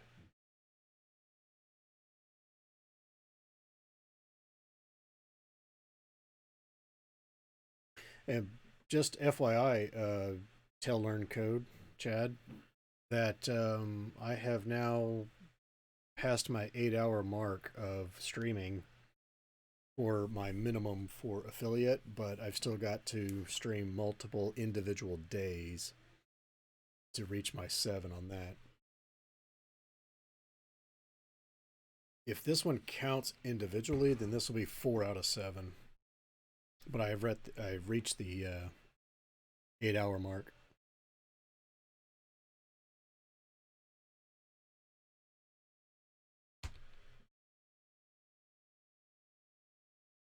Oh, I don't even. Well, there's some high winds on this one. I might be able to come back around and beat Harold's points on that. Oh, it's gonna be close. Nope, nowhere near it. Even the horseshoes would have gotten closer. It is streaming days, so two streams in one day does not count separately. It has so far in my counts because it counted the two that I did yesterday as two individual ones, and I guess it's because they were a certain number of hours apart. But the count did include that yesterday. If the capability is not already there, it feels like there's a lot of potential for expansion in the product line to do things like difference between what a config would create and what is in the resource group. Automate not just creation, but the config management. I agree very, very much with you, Musical Bookworm. However, try to write a script that analyzes what's in a resource group for that purpose and try to capture a lot of the nuances about it. That's going to be one of the hard parts. So here's the other problem that I have with this is infrastructure as code. When does it become no longer ephemeral? Because right now I'm deleting so I can start over, right? So what I've built out so far is still ephemeral. The problem is when I jump into a VM and I start installing software, it's no longer ephemeral. Unless, so this is what I'm interested in too, is that after things are deleted, do I still have an OS disk? Okay, and if I recreate the VM, does it create another disk? Or chances are it's going to fail because, hey, a disk by that same name already exists. And instead of doing a create, I should do an attach. But it has to know the difference. Yeah, you're not saying it would be easy. No, yeah, it's definitely not easy. In fact, I've already thought about all this. That's why I can tell you on this. You've done it for small scale internal network things, such as at a previous job, but doing it large scale, not trivial. So the way to handle that then is multiple resource groups and multiple scripts. You might even go so far as to say this is um, this is a Pulumi script for this resource group, another Pulumi script for this resource group, etc. You can do that anytime already, right? So that part's not the problem. The problem comes in when understanding state of existing things and mixing them in. Infrastructure as code and DevOps doesn't work if the operators have admin access. As soon as they log in and change settings, say on the event log retention, your code is now invalid. Yes, and you have, yeah, at that time, you're right. And at that time, the items are no longer ephemeral. So my thinking is infrastructure as code is great to the point that you build out. Say for example, I got my proof of concept area and I build out my resources and I've made my code to build it out and I'm good, I'm solid. Now I'm going to go take this and I'm going to go put this out into a test environment and now into a production environment. Then install software. Install and make up the web servers what they need to be, the database servers what they need to be. They're no longer ephemeral and the code is no longer usable. It's good from a DR design and infrastructure design, yes. And then once you apply it, and I don't mean apply the infrastructure code, once you apply your tweaks, your updates, your OS updates, a database can be deployed, but the data in it cannot. That's true. Now, if you were to do like a DR type thing, region 1, region 2, how are you getting that data over there already? Is it by log shipping? Are you using some sort of an Azure product for syncing already? Things like that. That's a lot, I'm a cloud architect. That's a lot of what I have to think about and work with other people in helping make that decision when you do multi-region or global accessibility type things. So yeah, to me, this is, you build it out, and once it's solid, you don't touch the code. It's now broken apart, and you run with the infrastructure you have. And once this is made, if I create a brand new script and I say I want you to leverage an existing resource group, not create one, and go put these other couple of things in there, then fine, they're considered ephemeral at that time until you're done with those. So remove the admin access to the operators and you're good. Yeah, I think as soon as you have a large enough um, company, I guess you can do that. If you're talking, you're a company of 10 people, chances are your admins are also the people that go out and get supply office supplies and such, and because it's just so small of a shop.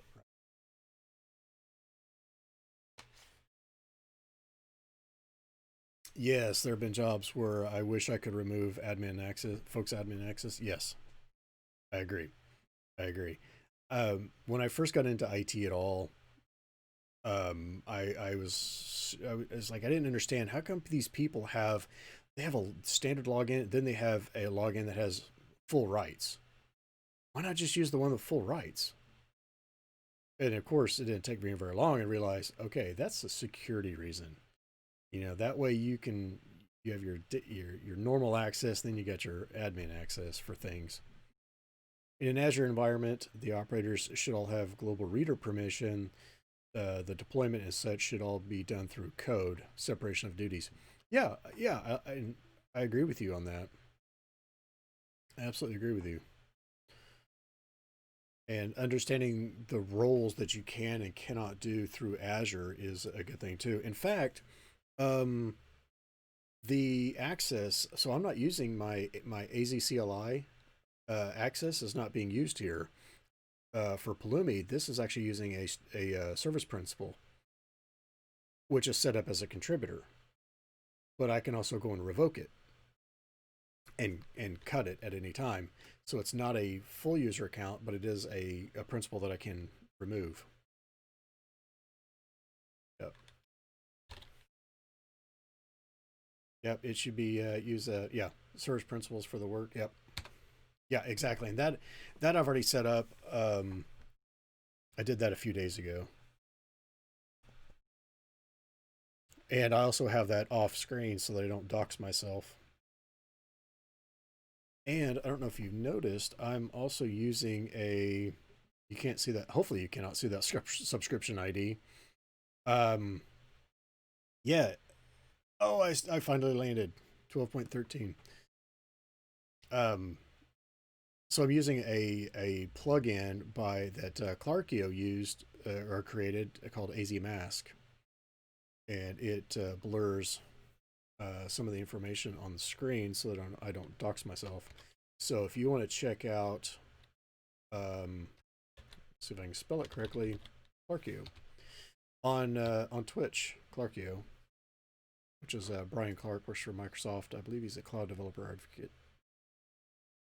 Okay, let's see. Are we? What's going on here? Now, this would not be surprising if this got into a hung state and it's just sitting here spinning its wheels.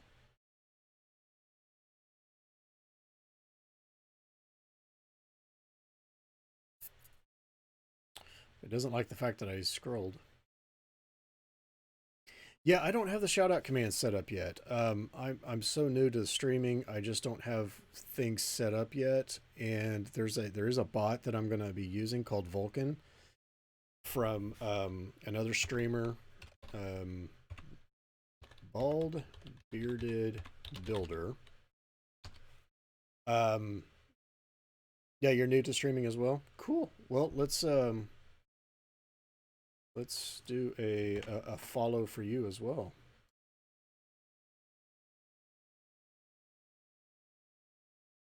Well, you've been around a while, 2013. Are you just new to streaming?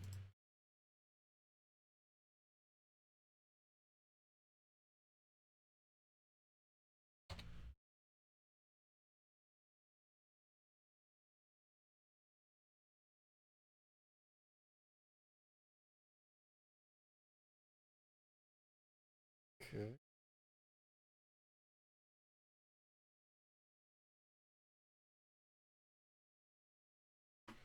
All right, so Miker, what yep, never started streaming until the lockdown. Yep, yep.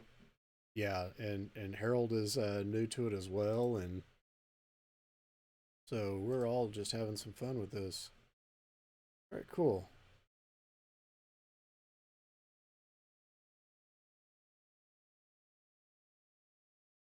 Okay. This should not take this long to delete, so I'm going to see if I can kill this. 15 minutes, and let's do this again. Because it really shouldn't take that long to delete them. Going to be doing some game dev as well as art and gaming. Cool. Old timer gaming MVP here. Does that mean Microsoft MVP?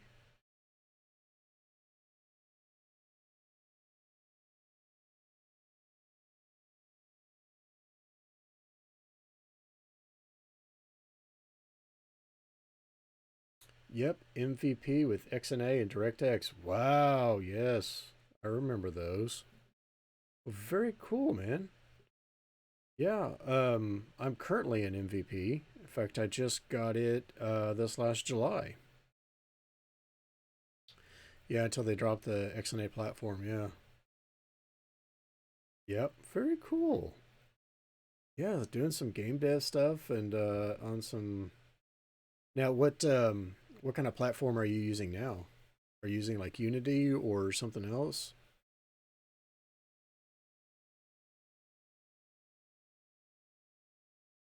Yeah, blast from the past. Unity mainly. Yep. So, have you heard of Callow Creation? He is also using Unity and C Sharp.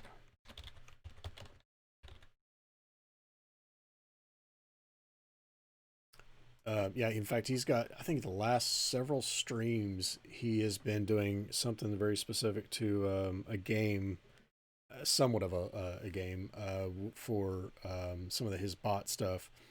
And he's using Unity on that.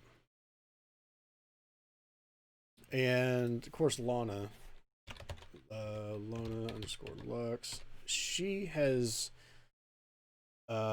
surprisingly, she's not on at the moment. She's usually on. Yeah.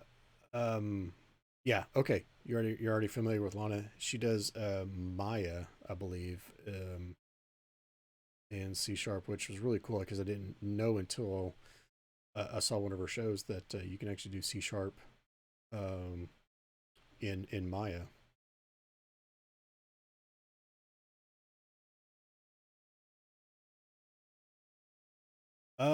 She was on here earlier today, so it might have been off her normal schedule, but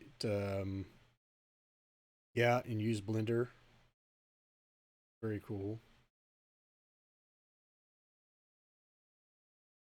I love the fact that Blender is as strong as it is and free. That's uh that's really neat. This is taking way too long to delete these items.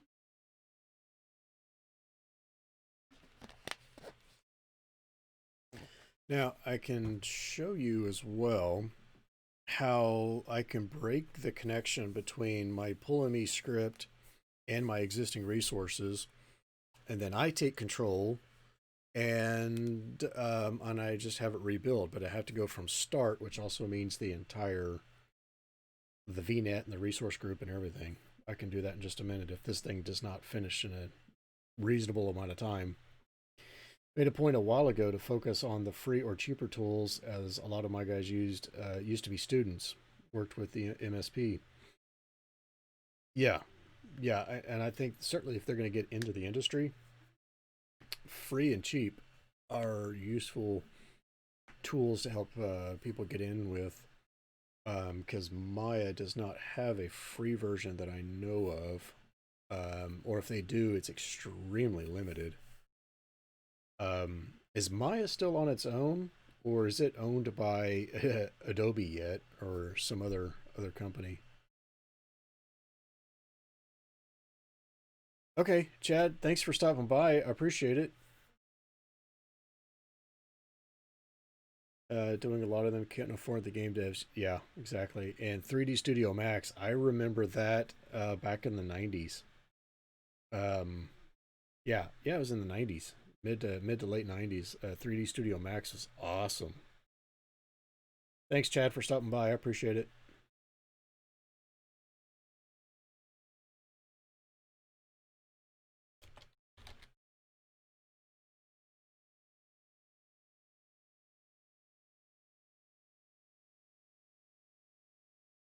Okay. This is just taking way too long to delete these things.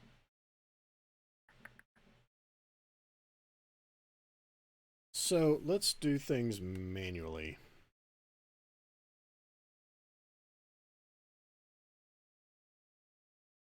So, musical bookworm, you were mentioning this earlier. Um, oh, 81.98. I didn't even realize I landed. I mined on other stuff. You have to drop as well. Need to get some shopping done. We're only allowed for 1 hour a day. Oh, wow. Whereabouts are you that you get 1 hour a day? If you don't know, like, what country are you in? Need to finish up some security work in Azure for this client.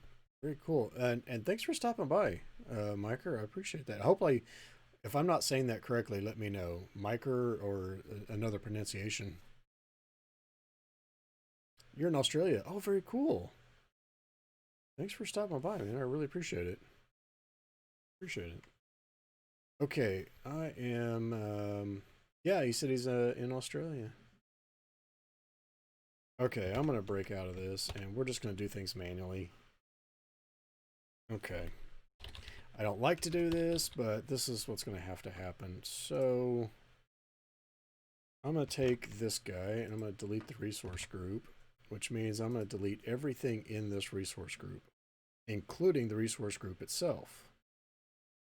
This is probably going to be cheaper in time than waiting on this thing to get caught up. However, now I have a huge disconnect because now I've just taken control manually.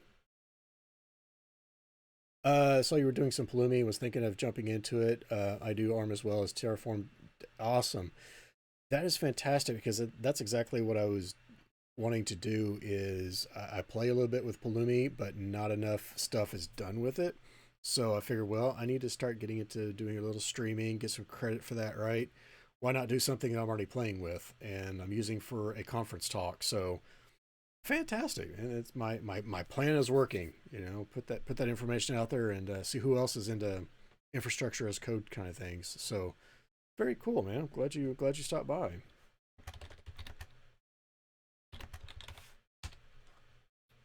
Okay. Okay, so here's what I'm doing. There's a stack in Pulumi called dev. Um, okay, yeah, get some DevOps work done for Intune. Very cool. Very cool.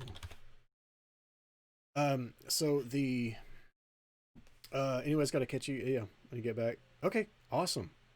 I don't know if I will be here or not. It's already over 2 hours, but I still have a lot more work to do, so I might just be here. So cool. Please stop by if you get a chance. That'd be awesome.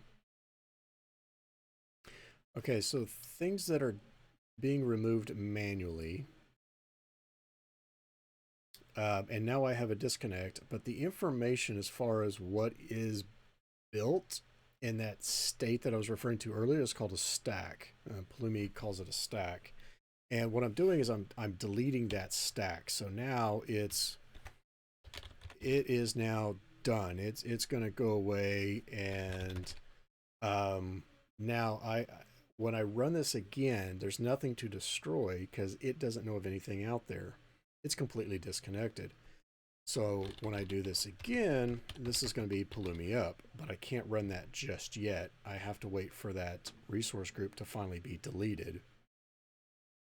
This is like one of the only ways I know of that I can disconnect, do cleanup manually, because at the moment I just don't trust Pulumi's progress of deleting the other things. So maybe there's an underlying issue. I don't know. But I'm still at a holding pattern and waiting for this to finally get deleted.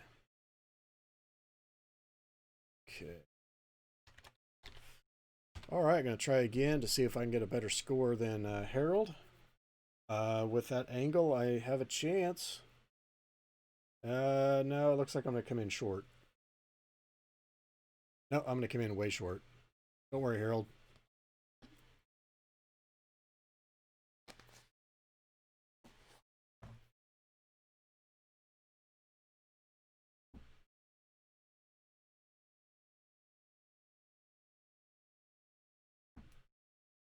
Okay, so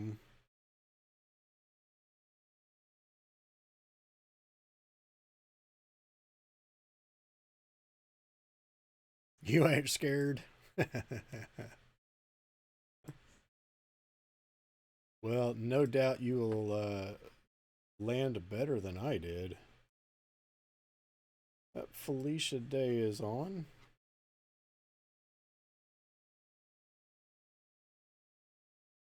And Missy is on.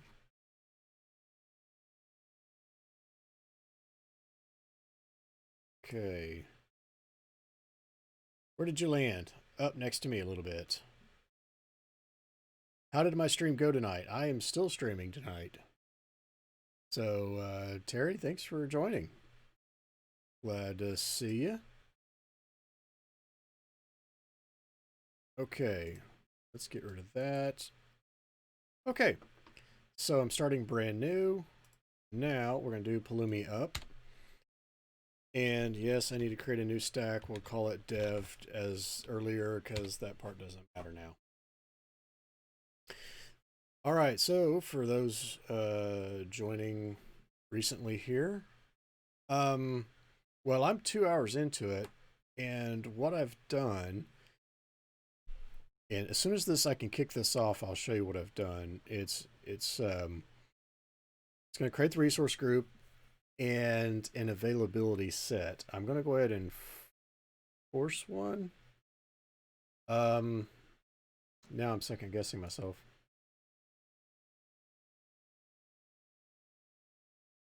Okay, so I'm yes, it is going to build the availability set. And it's going to put the 2 VMs for the food merchants in that availability set. And the reason why is because this thing decided to put the 2 VMs, the NIC on each, into 2 different availability sets, and I couldn't put them in the same load balancer. I have never had that happen to me before. Never. So why now? I don't know. So this thing is... So anyway, I couldn't get some changes made to kind of counter that. So I was like, all right, I'm going to delete everything. That's the whole beauty of infrastructure as code, right? Things should be ephemeral. Blow it away, recreate as needed. And now it was having problems deleting some of the other items. So I was like, all right, forget this. It's going to be quicker if I delete it manually and I do a disconnect and let it rebuild both a new stack and go and rebuild all these new resources. And what's interesting is that creating the virtual machines is actually pretty quick, and it does them in parallel. So I'm hoping I did this correct, and the 2 food VMs will be in the same availability set. Yes, treat the deployments like cattle as opposed to pets. That's true. Now, something like we were discussing earlier is that It's one thing to script this out, and it's another thing to actually try to use the script to maintain state after it's in production, after you've configured your virtual machines and other things. Now, you can do and have it execute custom. I already got my first failure. You can actually have it execute custom scripts on the VMs. And I have done that when I did some automation using Packer with Azure DevOps. And I would set up a Linux VM and a script that would install software on each of the Linux VMs that I needed. And yes, you can do that even through Pulumi.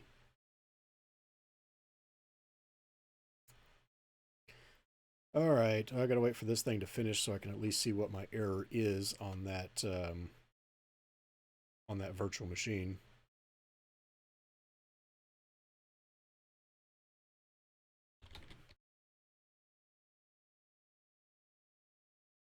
Oh nope, not even going to be close this time, Harold.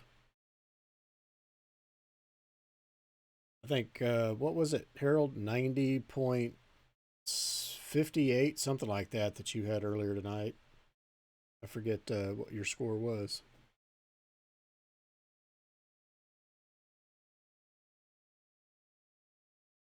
$90.58. Yep.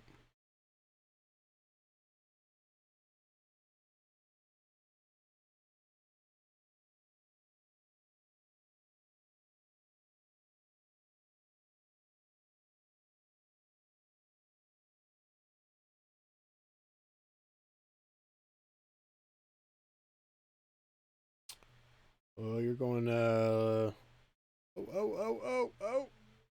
Almost. Almost.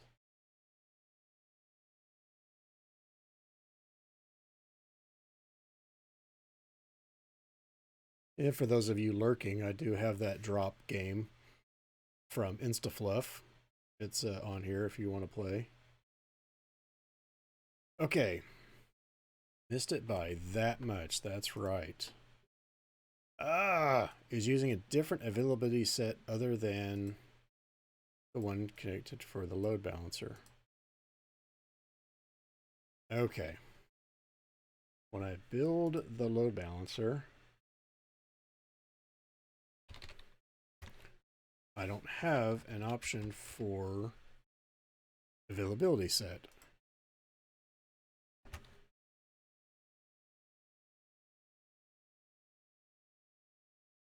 And zones is availability zones, not availability sets. And where I'm at in South Central doesn't have availability zones. They only have availability sets. Or not at all. So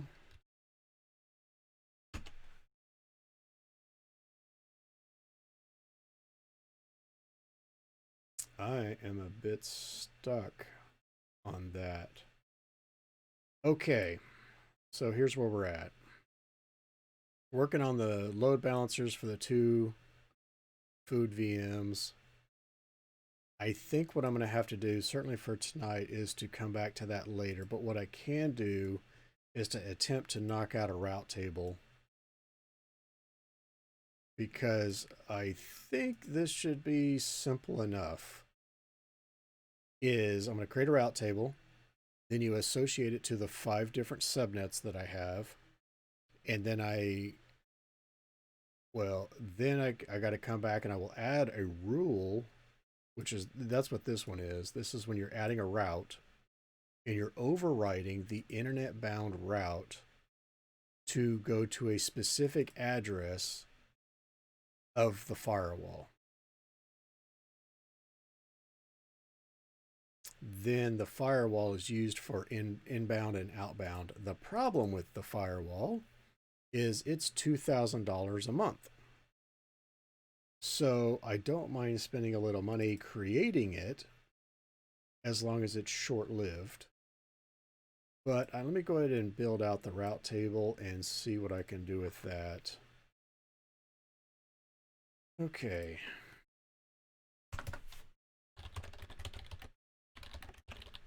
Let's do build route table.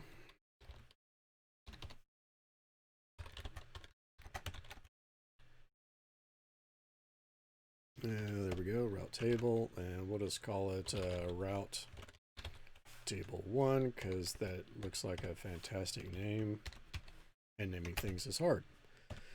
And we'll do the same thing. Route, I might even attempt to spell it correctly. At least the same. Resource group name. So I have a question for those of you that are still on here. With what I'm doing, is it actually helpful? Is there anything about this at all that is beneficial? Have I taught you anything? Disable BGP route propagation. I don't need to do that. I think it's false by default.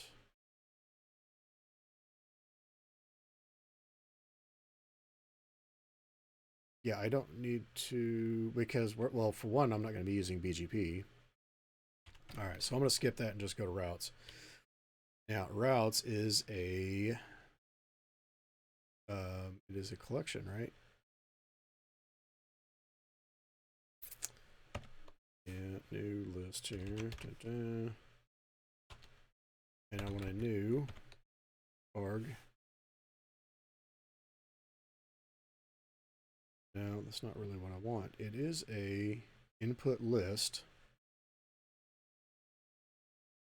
So instead of using its types, which I really don't like,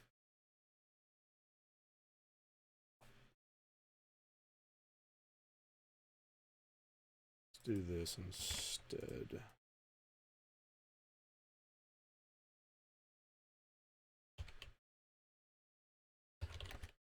Let's see here. Route 1. New.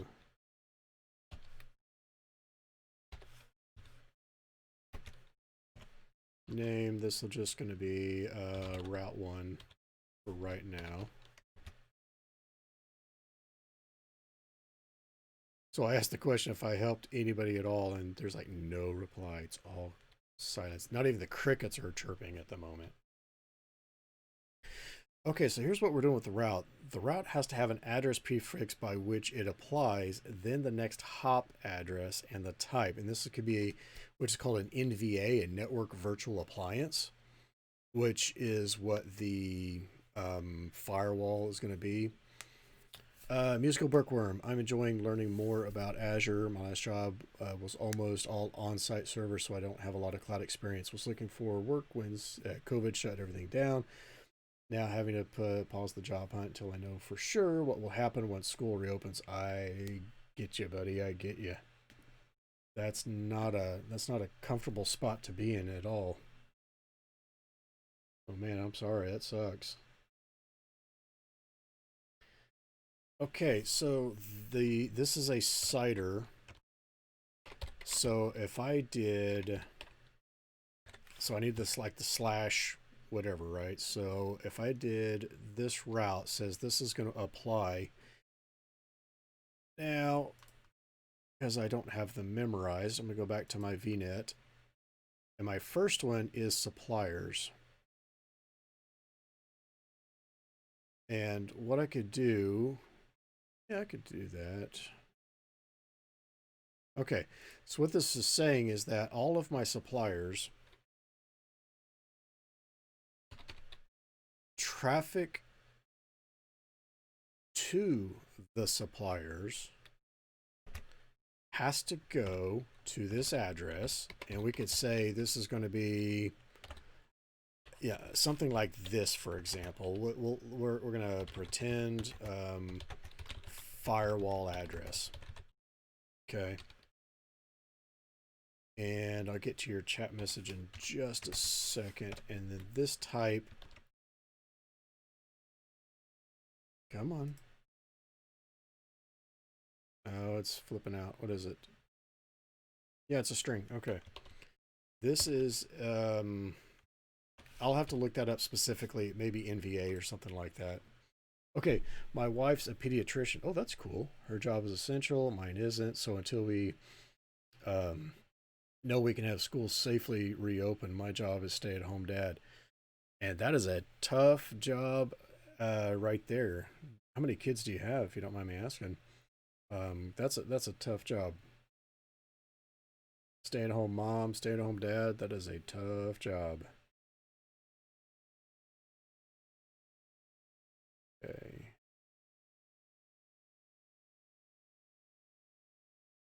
Well, to do this, this is a new list.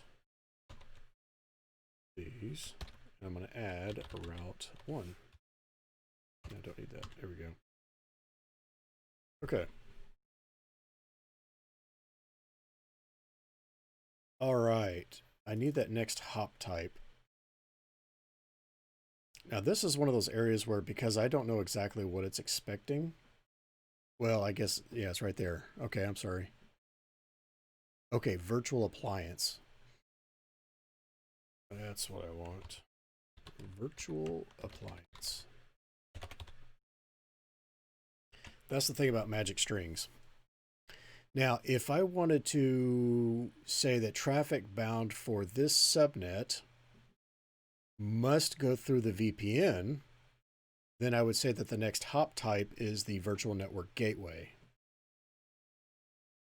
Or I could say anything bound to that subnet is going, it would be forced out the internet. Not a good thing to do, but so, okay.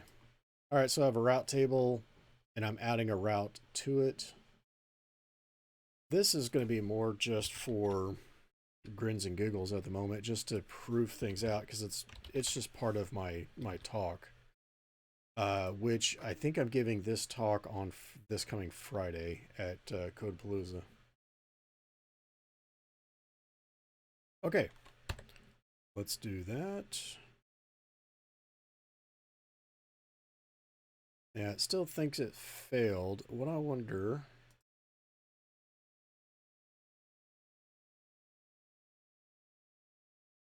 Thinking here. Until I get those worked out, what I'm thinking is just for the two VMs here, I'm going to remove them. And I will work something else out. Even if that means switching to a different region, I mean, I don't have a problem with that. Although it's declared here, it's actually part of the... I think it's set in... Oh, it has not been set. It's usually in the dev file. So...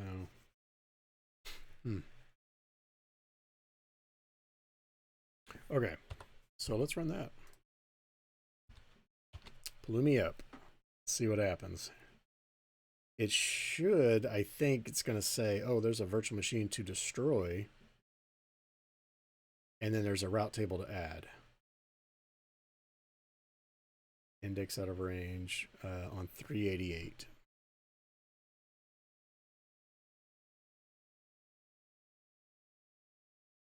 Oh, yeah, yeah.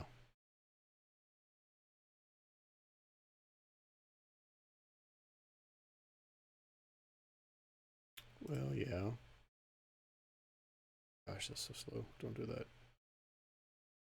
There. But I'm not going to have the VMs. I don't need the load balancer for it. So that'll probably be, I assume it'll also be part of the what gets destroyed.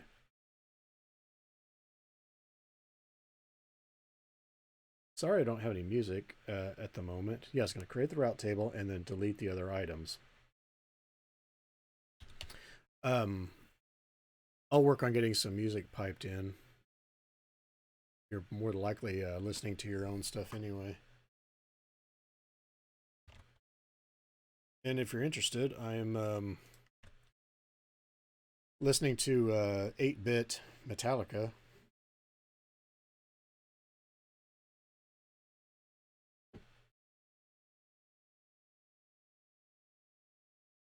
Invalid next hop-in address. Oh, okay, yeah. That must be a valid IP address. So it is valid. It's It's validating it. Let's do this. Okay. So this is going to have to be something I come back and change anyway.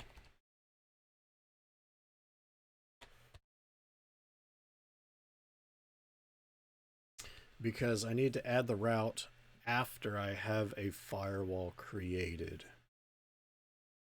And the thing about creating a firewall is that I also need to create some of the rules with that firewall so that I can prove that I have control over the internet access. Internet bound access, I should say. So, okay, it created the route table, it says. Now it's cleaning up some of the other resources. All right, there's my route table. Okay. Now, if you're curious and if you want to look in this route table, I'll show you what this is doing. If you look at the routes, of course, right now it says it's completely open. With the effective routes, you can go and grab a, well, I guess it needs to be a, why was it not doing that earlier? I need to associate it to a subnet. In fact, it'll be to all of them. Or it does that on the route. I don't remember which. Or I'm missing, maybe I'm missing a step. Oh, wrong way. Okay, effective routes, I can go here. Now I can grab any of the NICs. These are the 3 suppliers. And this screen in particular, you can do from even the VM screen themselves and go check the effective route. But what I want to show is there are some addresses that are kind of interesting in here. So this 10.0.0.0/22, that's the VNet. Address prefix to all zeros is internet. And what I will do later, once I have a firewall, is I'm going to add an address prefix that says if you're bound to anything, which is 0/0, then your next hop type is not internet. This will actually become inactive, and I will have a new rule that's added, and the next hop address will be the IP address of the firewall, and the type will be that virtual appliance. Now, these are the other rules set in here are, I'm sorry, rules, the address prefixes are Azure supplied ones. And you've got another private address range. The 10/8 and the 192.168 are the private ranges. The 100.64/10 is also another private IP range. Now the 25.33 and the 25.41, I do not know specifically what they are at the moment. Okay, no, we don't need to propagate the gateway routes because I don't have a gateway.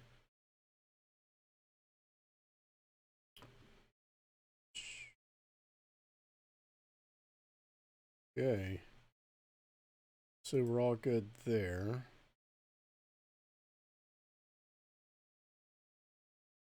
All right, now is this thing okay? So this thing went and created the route table and deleted the network interface association to the load balancer. Cool, caught that up. Why such a large VNet for so few machines? Not that you're short on space in the 10 range, but a /22 is a lot of machines on the subnet. So, that's a good question. Let's go look at that. What I'm going to do is I'm going to go sort by type, and I'm going to go to my VNet. The idea is, part of it is because of my storyline. Let me start with the address space. I did it as a 22, and because it's 1,024 addresses, my subnets are 123 each. Remember too, Musical Bookworm, that Azure takes 5 IP addresses on every subnet. The .0, 1, 2, and 3, and then the last IP address. Let me rephrase that. It's not always yes the .0 and yes the .255, but it takes out of, because, and for example, my my suppliers is at the beginning of this subnet of that range. It takes up 128. The next 128 out of that octet is for a different subnet, so I split them apart. Yes, a virtual network must have at least one subnet. I'm doing multiple subnets because part of my storyline and part of my teaching of the Azure networking is I'm going to have virtual machines as merchants in my story, and the virtual machines will exist in the various subnets. And the reason why is, think of it as like at a flea market. You're walking in and you've got certain tables that are nothing but comic books. And then you got certain tables that are nothing but fine china. They have nothing to do with each other. So you can kind of see that separation of concerns there. So I've got a subnet for one versus a subnet for another. By doing that, then I can also set up network rules as to whether or not they're allowed to talk to each other, or even the virtual machines inside a single subnet. That's another thing too I may add to my talk is what's called the north-south network communication and what's called east-west. North-south is traffic coming from the internet through a DMZ, maybe a firewall or something like that, right? And then it's going to come into, maybe it's a load balancer to a web server that goes to a database, things like that. That's kind of that north-south. You're going from platform to platform. But now if I could say I got 2 virtual machines and there are 2 web servers and I got a load balancer in front of them, what if this web server is trying to talk to this web server? Is that allowed? It depends on use, right? This is east-west traffic. You can think of it as a subnet, as a layer of a cake, and the virtual machines inside there. Any traffic this way among the different virtual machines, that's east-west. So hopefully that quick explanation kind of help some. Yes, a VNet is not like a VLAN. In fact, in Azure, you don't get VLANs. They might be similar in some ways of concept, but nothing you will see in Azure is called a VLAN at all. Also, I assume you know a little bit about the OSI model, where layer 1 is physical, right? You get the little physical medium. Layer 3 is IP, layer 4 is TCP, and then layer 7 is application, right? Azure networking is what's called a layer 3 overlay. Think of it as this: you got a virtual machine that has a network as an IP address. Well, it's what you're told it is, right? And it operates as that. It's just like you can have a Docker container and things in it have another IP address. Where'd that come from? How, where is that range controlled at? And it's just kind of that layer of control on that. So, used to be a CCNA. Great, oh, that's awesome. You know what I'm talking about then. You were thinking of VNet was like it didn't understand Azure network terms. Yes. Okay, good. I'm getting caught up on your chat. So, all right, cool. Does that make sense? And moreover, am I misspeaking on anything? Because my thinking too is that I've been a developer for over 20 years. Developers need to know a little bit more about networking because we're jumping into things like Docker and Kubernetes and the way we can host our applications. And since us developers are getting more in control of the DevOps part of it, we need to understand a little bit more of how things work as far as networking. So that's where one of the reasons for my talk is to help better explain that. So, but let me know if I messed something up or made it more confusing or something. Okay, So, yes, I have a route table. I will need to come back and add a route. I wonder what it's going to take to build a firewall, because I have not done that yet either. Oh, that reminds me. One of the things I do want to look at in this route table, what associates the route table to the subnet? There we go. Subnet route table association. That's what I thought. I knew there would have to be something like this. Because the subnet needs to be associated to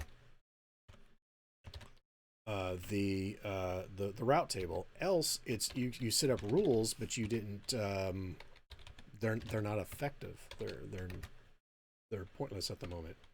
And this will be rt.id. Okay. Now, then what I'll do is I'll set up 5 of these because I've got 5 subnets and I want the one route table to control all of them. I don't have to do that. I'm just choosing to for this part of it. So I'll have the one route table set up through all of the other subnets. In fact, let me just go ahead and do that right quick. All right, let's see. Food, farming. I have garden, and I've got suppliers. Excuse me. 5 total. 1, 2, 3, 4. Which one am I missing? Clothing. Okay. And then you have to have, I don't even know why these things have names. This seems weird. But everything is an object in Azure as well. Okay. 1, 2, 3, 4, 5. I'll have that. I'll have it associated with that. I'll skip the creation of the route until I have a firewall to associate to.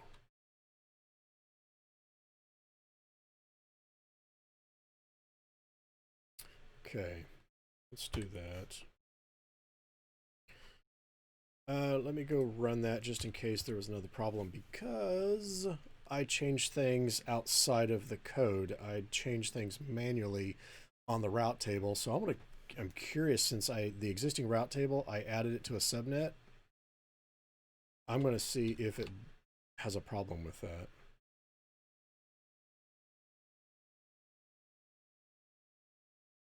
And this really shouldn't take too terribly long to create. So we'll see here in just a second.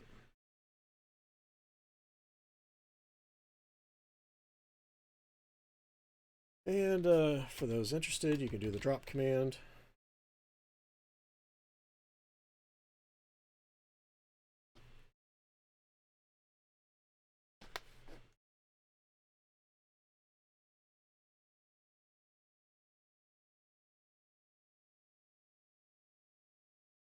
Okay, yep, a resource that already. So number 4 is the suppliers, yep, because it was already tied to it. Okay. Already exist. Okay. That's okay. That's interesting. All right.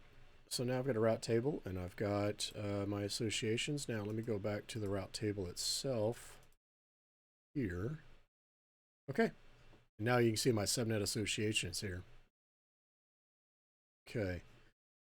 And the other thing too, musical bookworm, to your point as far as the size of the address ranges for the subnets, being at /25, which is 128, it's somewhat realistic and challenging at the same time. I didn't have to have a single octet divided any more than 2 by doing that. So in fact, I even fell into that when I realized I'm going to have to buddy them up and make neighbors instead of going on the 3rd octet, 0, 1, 2, 3, 4. I don't know what I was thinking, but I guess I wasn't. All right, now let's go build a firewall.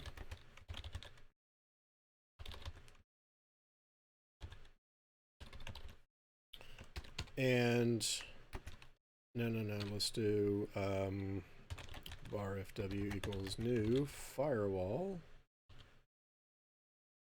And you realize that we're going to have, because of fire, we have got to name this snowman. Because don't you want to build a snowman?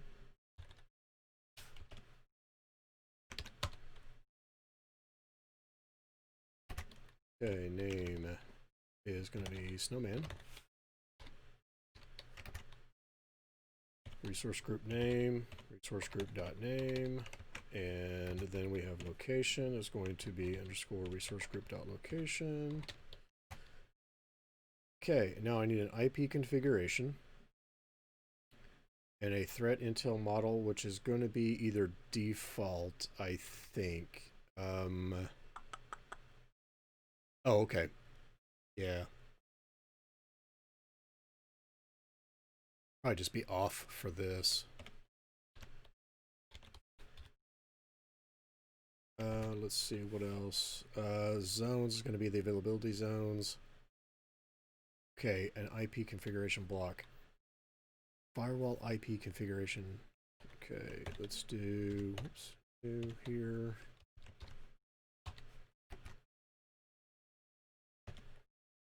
Okay.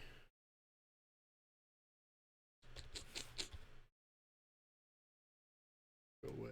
Let's see, this is configurations and it is an input list of that. So instead of it being redundant, let's go back and do it this way. Dot new, boom.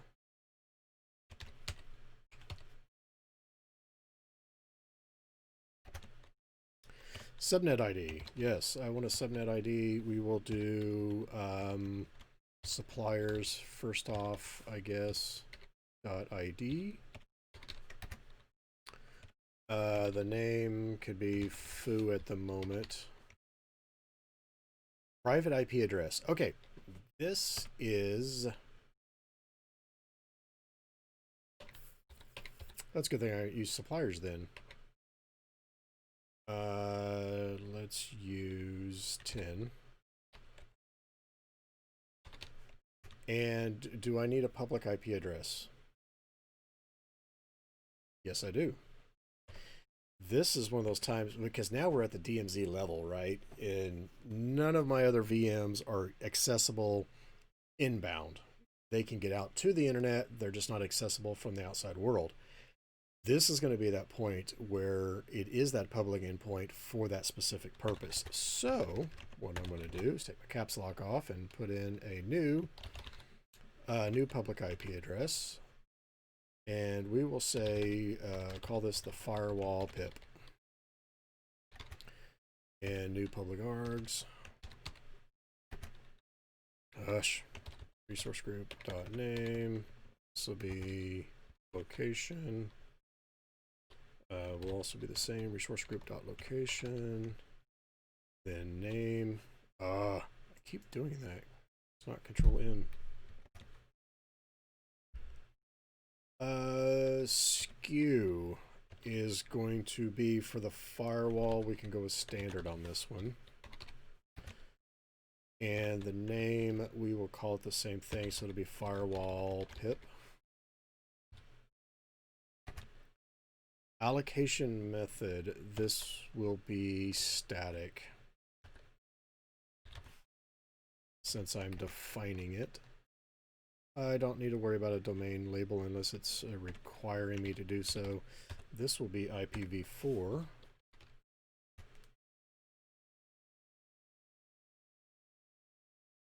Let's see if there's anything else I really need. Certainly for a PIP. A public IP address. And for anybody that's new, you're more than welcome to hit the drop command. It's one of the only commands I have that's actually working at the moment.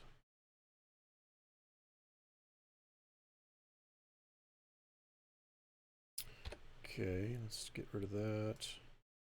Okay, is there anything I need here? No, not that I couldn't get away with defaults.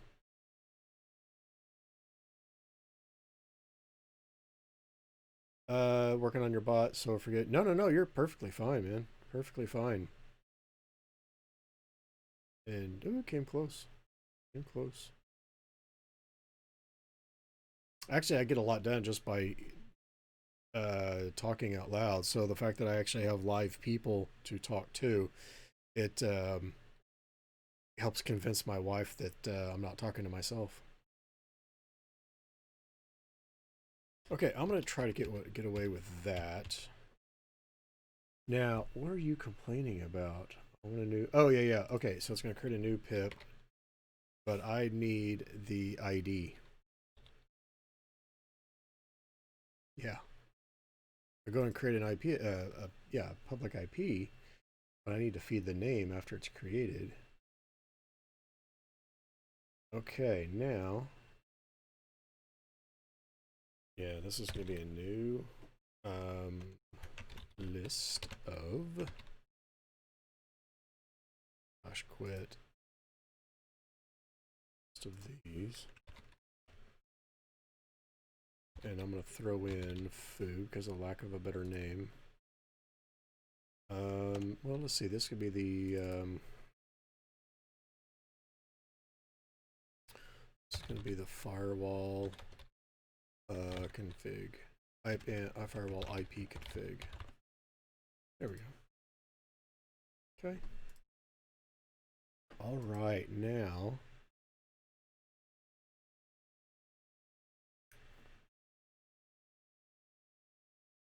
I'm going to create a firewall. I don't know of anything else that's absolutely needed. So let's go make it. Let's go see what happens.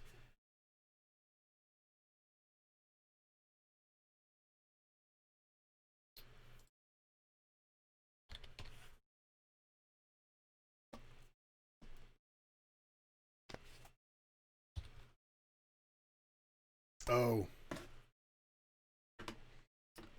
Ryan, how are you, buddy? No, my bedtime's not for quite a while. Thanks for joining us, man. This is really cool. Oh, I might actually land on it. Oh, 2.63. There you go, Ryan. You got to beat that. You got to beat it. Hey, Ryan, Clarkio added mine and yours to his announcement list.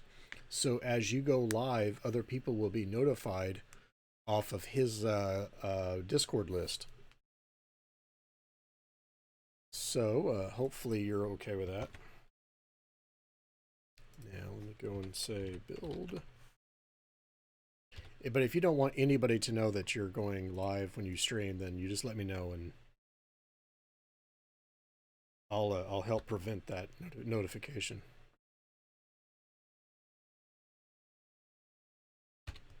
Okay.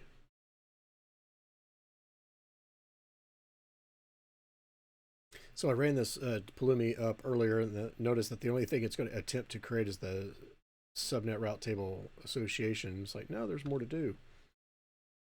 You're lurking before bed. Cool. It's awfully early.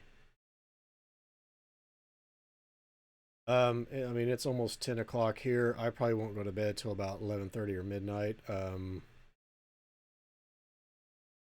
We'll see. I created the pip, and I knew that that other thing would fail, which I can fix that. Why did it not create the firewall? Oh yeah, you bet, man.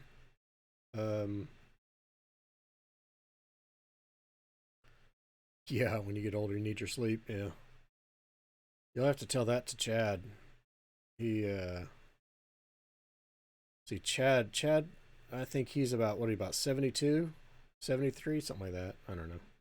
I always tease him. He's only a couple years older than I am. And he sleeps for about 4 hours, and that's about it. Let's see. Get all the sleep you need when you're dead. Yeah, that's true. Okay, let me go and break that other association so that it will actually create that. I'm going to go to subnets, go to suppliers, and disassociate. So that way it will actually pick it up on its own and say, yeah, I can do that. Hey, Developer's Garage, what bot do you run?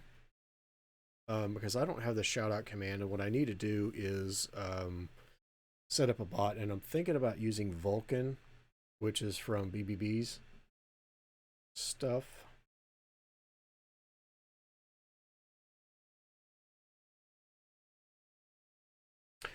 Oh, that's right. When you set up a firewall, you need to have your own subnet.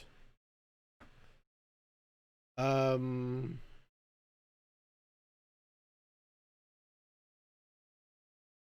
okay. Yes, I've got room. Let's go build another subnet. I completely forgot about that. Okay, so I need a subnet specific to the Azure Firewall subnet, and it actually must be created this name specifically. So it will be called that, and you cannot have it be any kind of go away subnet. This will be the firewall. You run stream elements, so do I, but I don't have the shoutout command.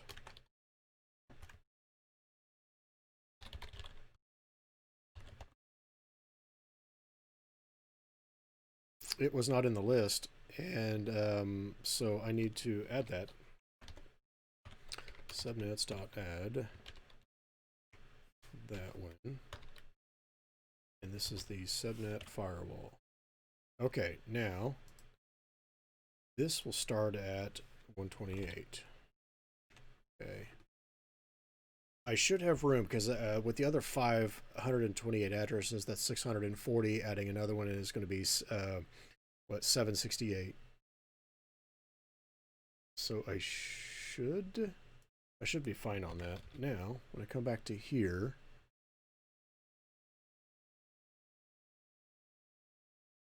it's going to be that guy.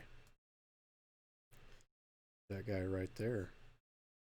Which also then means your private IP address will be 2, and it's going to be there, which is going to put it at 132. It's going to be the lowest number it's going to be able to get. 128, 129, 130, 131. Yep, 132. You have to, for basic commands, I have my own homegrown bot. I need to set up some updates. Commands. As a custom command in the dashboard. Okay, I just got to sit there and do that. If only I knew somebody who's actually listening in right now that is developing a bot and is chuckling to himself right now. Huh. Maybe I can get some help from him. We'll have to see. I don't know. Ah, there he is. I knew you were chuckling to yourself when I said that. Okay, now let me go do that again. Yeah, Developer's Garage, Ryan, TBD Gamer, is working on his own bot as well. Now that's one of the things he was doing. We'll build that.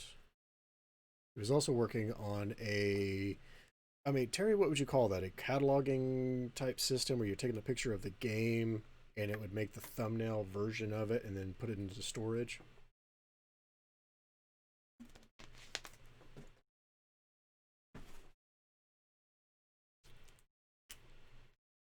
Yeah, it's cataloging basically. Okay, cool. All right, Ryan, I'm building out. Oh, that failed. Let's see. Oh, I cannot set a private. Thanks, I cannot set a private IP address. Well, if I can't set it, why allow it?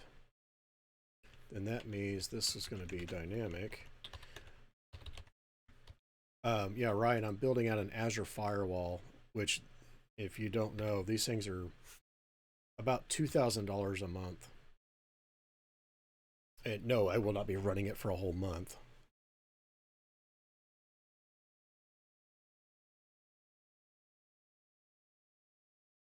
Okay. Yeah, created the public IP, so hopefully it's just going to update.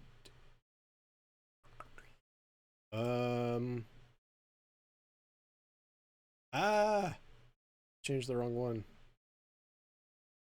Oh well, we'll see what happens. Yeah, it must be static. That's what I thought. Okay. If you're going to use a standard public IP address, it must be static. You cannot do a dynamic. Okay, let's do that and do this again.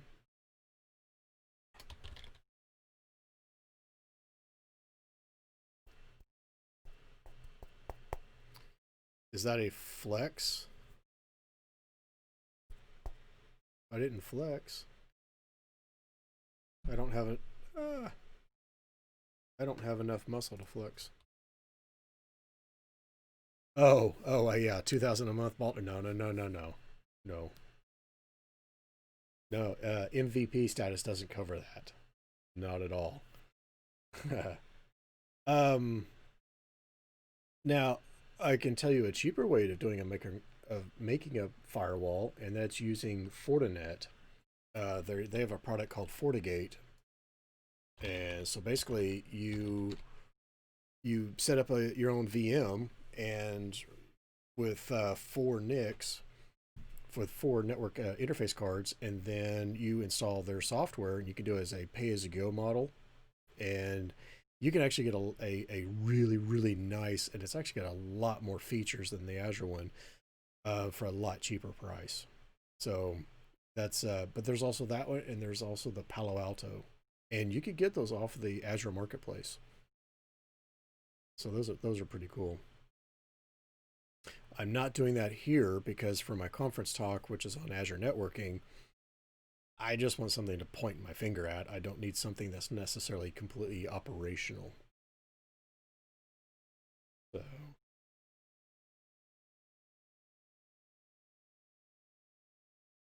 Okay, let's see. While that's creating, and it may take a little bit to create that first part and to fail, and then I got to do that again, etc., etc. So in the meantime, I will share the YouTube thing that I'm listening to in my headphones, and it's 8-bit music. It's 8-bit rock music, that heavy metal.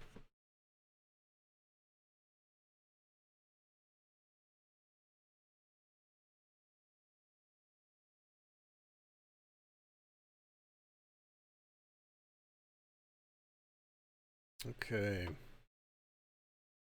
Ryan, you're streaming tomorrow, aren't you? You're welcome to put a. Well, I guess we really don't need a link because you got your name on there. But what? Let me guess. 1 p.m. Central. We'll have most of your schedule. Well, that's a 1/3 of your schedule memorized. 1 p.m. Central. I'm trying to remember if I got it on the right day though. I think it's on. I think it's tomorrow.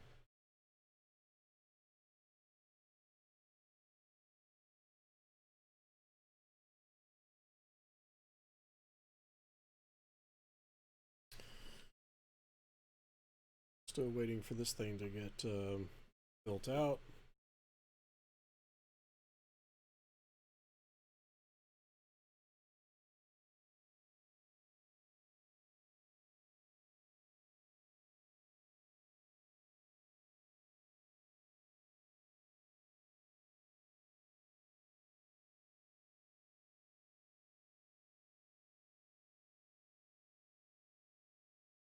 Okay.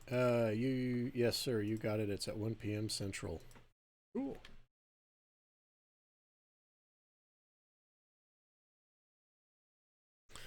Earlier today, or tonight, I mean, Harold landed and got a 90.58.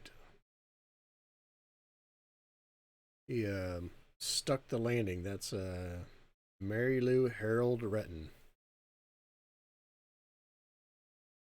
Stuck the landing.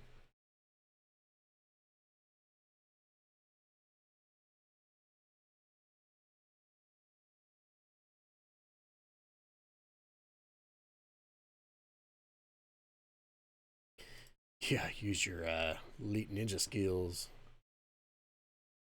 Takes a lot of skill to go drop. Hey, look at there. This thing has completed. Let's go take a look. Let's take a look at our nice firewall. And this is pretty cool. Hey, by the way, Developers Garage, hopefully you're looking at my screen. You notice the subscription ID is masked out. I am using Clarkio's firewall add-on that masks the GUIDs. And I'm thankful. Okay. All right, so there's my private IP address, that 2.132. Now, what I could do, and I'll show you this in just a moment. Now, the NAT rule collection, this is the inbound stuff. Oh yeah, you're going through ASP.NET Core MVC. Very cool. Yes, anybody that's lurking about, definitely check this out. It'll be 1 o'clock tomorrow Central Time. Ryan, who's a Developer's Garage, is going to continue on the relearning process of ASP.NET Core MVC. So definitely check him out. He has a schedule I don't just yet. Of course, Ryan, I think he's been streaming for going on a year, I think, Ryan, or more, is it? Or for me, I don't even know if I've got my 10 hours in yet. Yes. So you can go to the add-ons with Firefox and do a search for Azure Mask, Azure Mask. Do Azure Mask. Do a search for that, and you should be able to see that. Okay, so in the Azure Firewall, the net rule collection is inbound. These are the rules for how to handle the inbound traffic. The network rule collection and the application rule collection are outbound. So if I go to network rule collection, I'll show you what this does. This is kind of interesting. 1 year and 8 months already? You're closer to 2 years. Wow. Holy cow. Good for you, man. That's fantastic.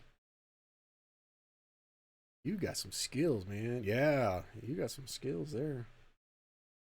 Okay, let me do this, but I'll have to delete it because I want to create it through the script, right? I can't.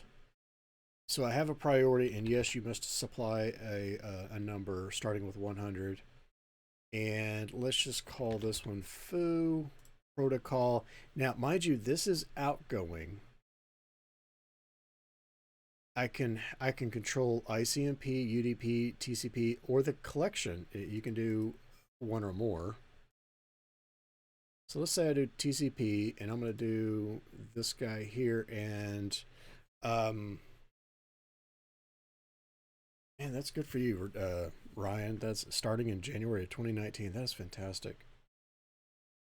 Let's do 10.0.0 dot. Let me just pick 4.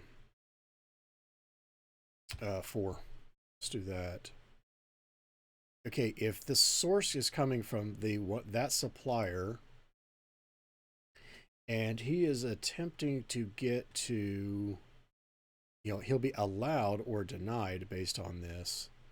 But let's say I want him to get out to some specific IP address in the wild, right? And let's say he's allowed to not 80 because it's not really realistic anymore. Let's say 4043.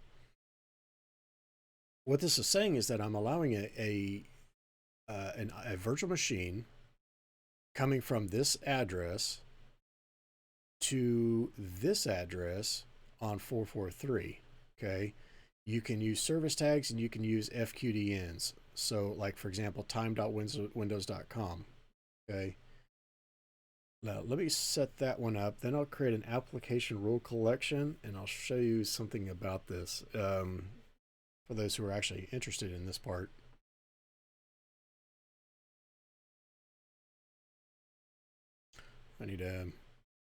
I might be able to get two here. Let's do this.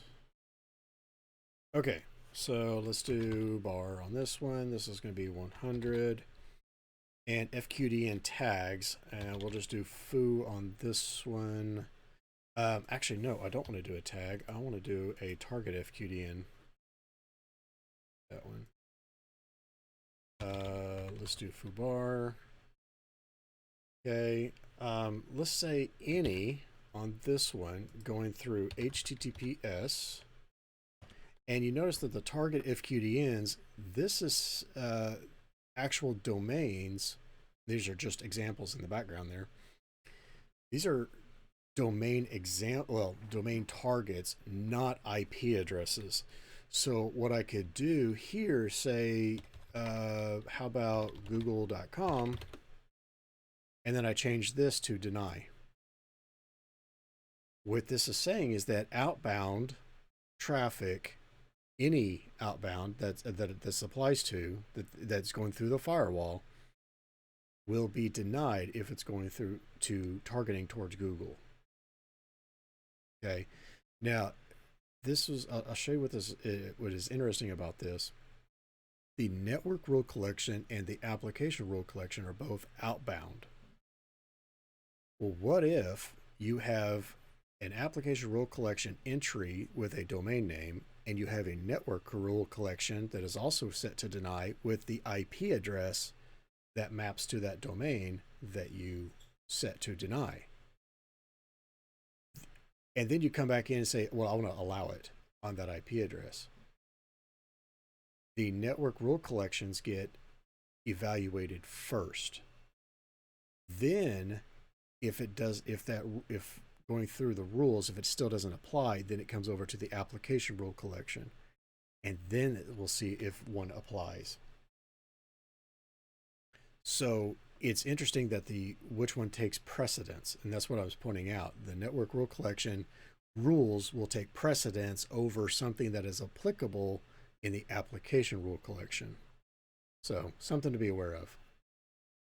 All right, I'm just going to delete that. Come over here and I'm going to delete that one because now I went outside the code. You can't do that. That's a no-no. Add a network rule collection. Okay. So let's see.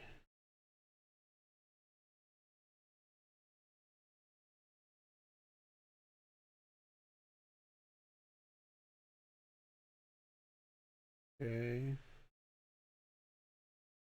Failed to update. It's failing to sync is what it's doing, I think. All right, any questions? Because we're coming near to the end of what I wanted to get done, although I have just a little bit of weirdness to go chase down with availability sets. Is there any questions you guys have?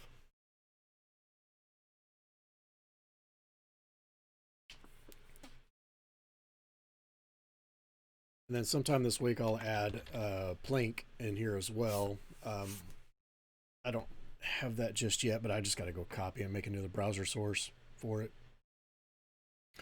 Oh, Harold, I might get it. I might stick it this time.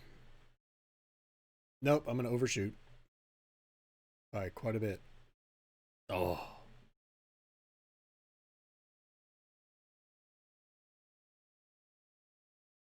All right, last chance for any questions. You're more than welcome to ask anything.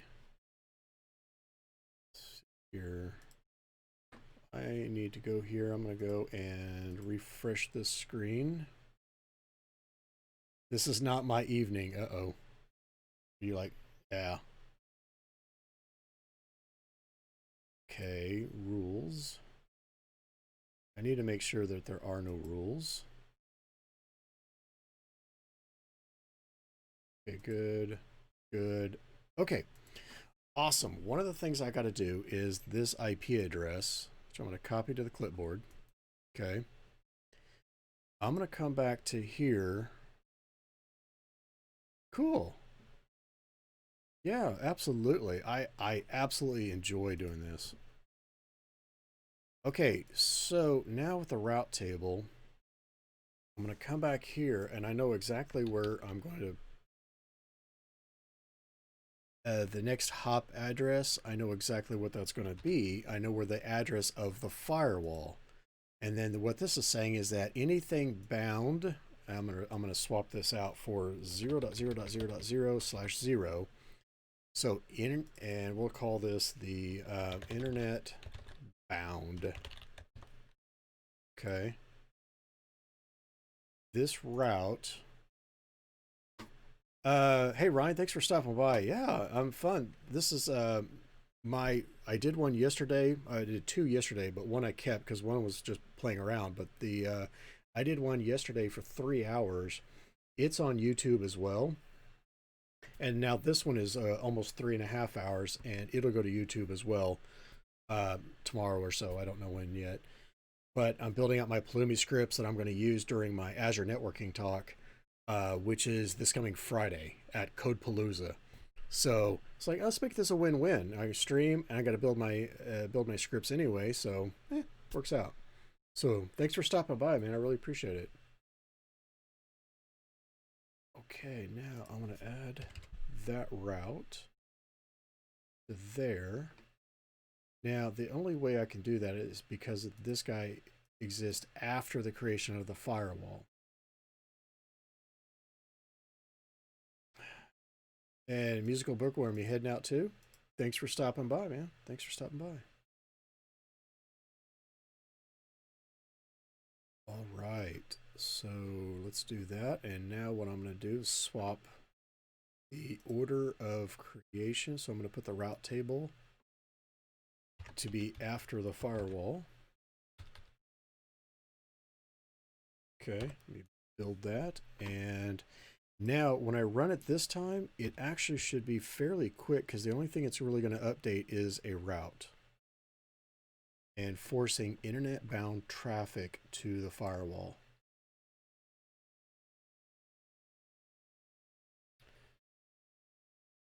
Find another playlist.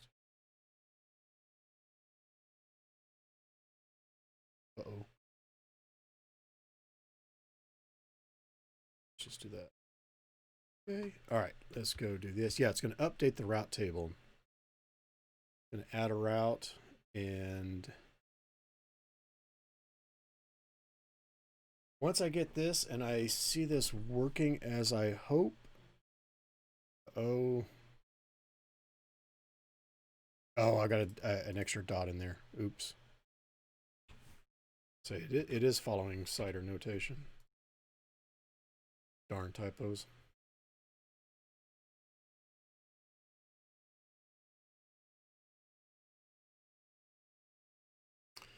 Almost there. I can see the finish line.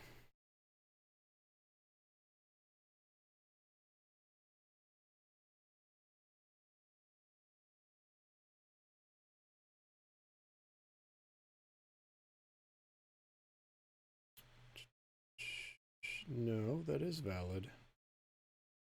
Needs to be a valid IP address. It is a valid IP address.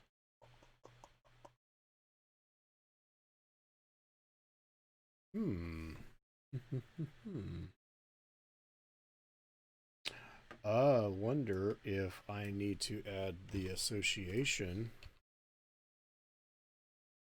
so that I can actually see the that subnet that is by specific name, Azure Firewall subnet.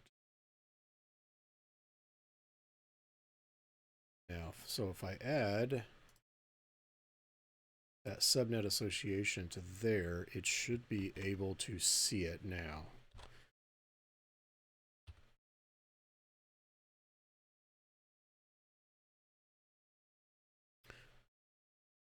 Okay, getting closer.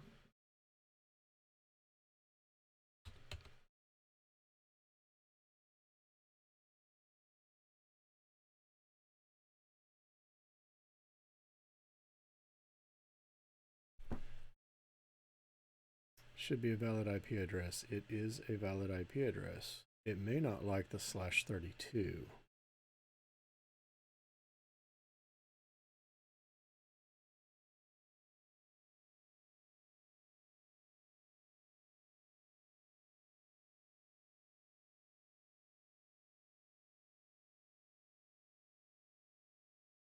Okay, let's try that. Longer the pretend one, but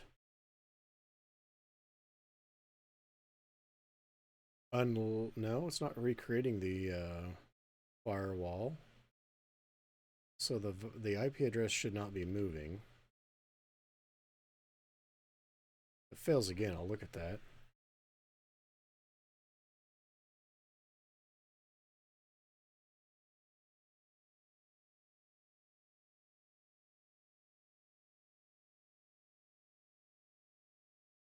Must have 00 route with next hop as internet.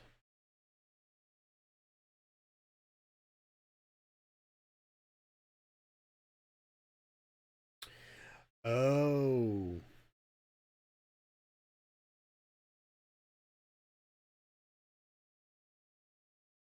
Mm-hmm. Then maybe this is not needed because I don't want that.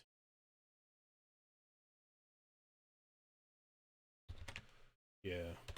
Don't want traffic on that subnet to be forced to the firewall. It already is the firewall, now that I'm thinking about it.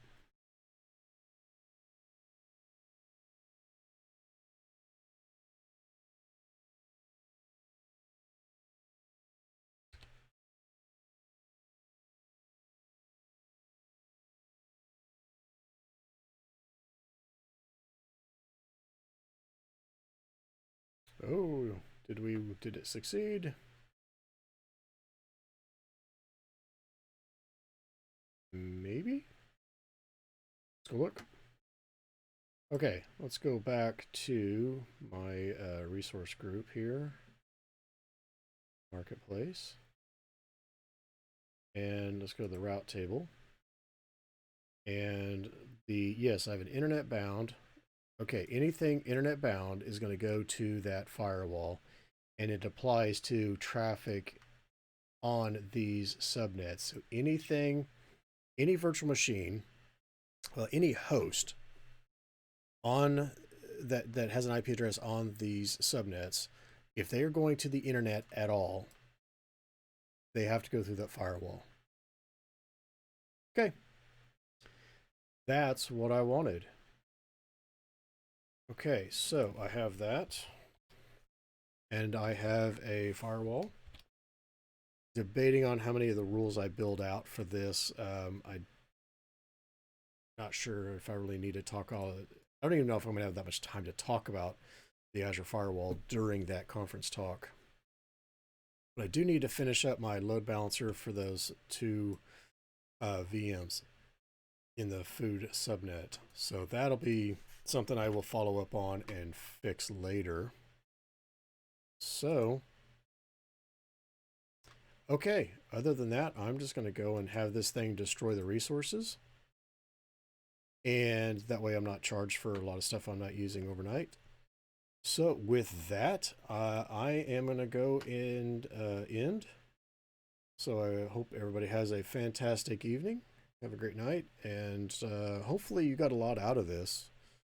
So, yeah.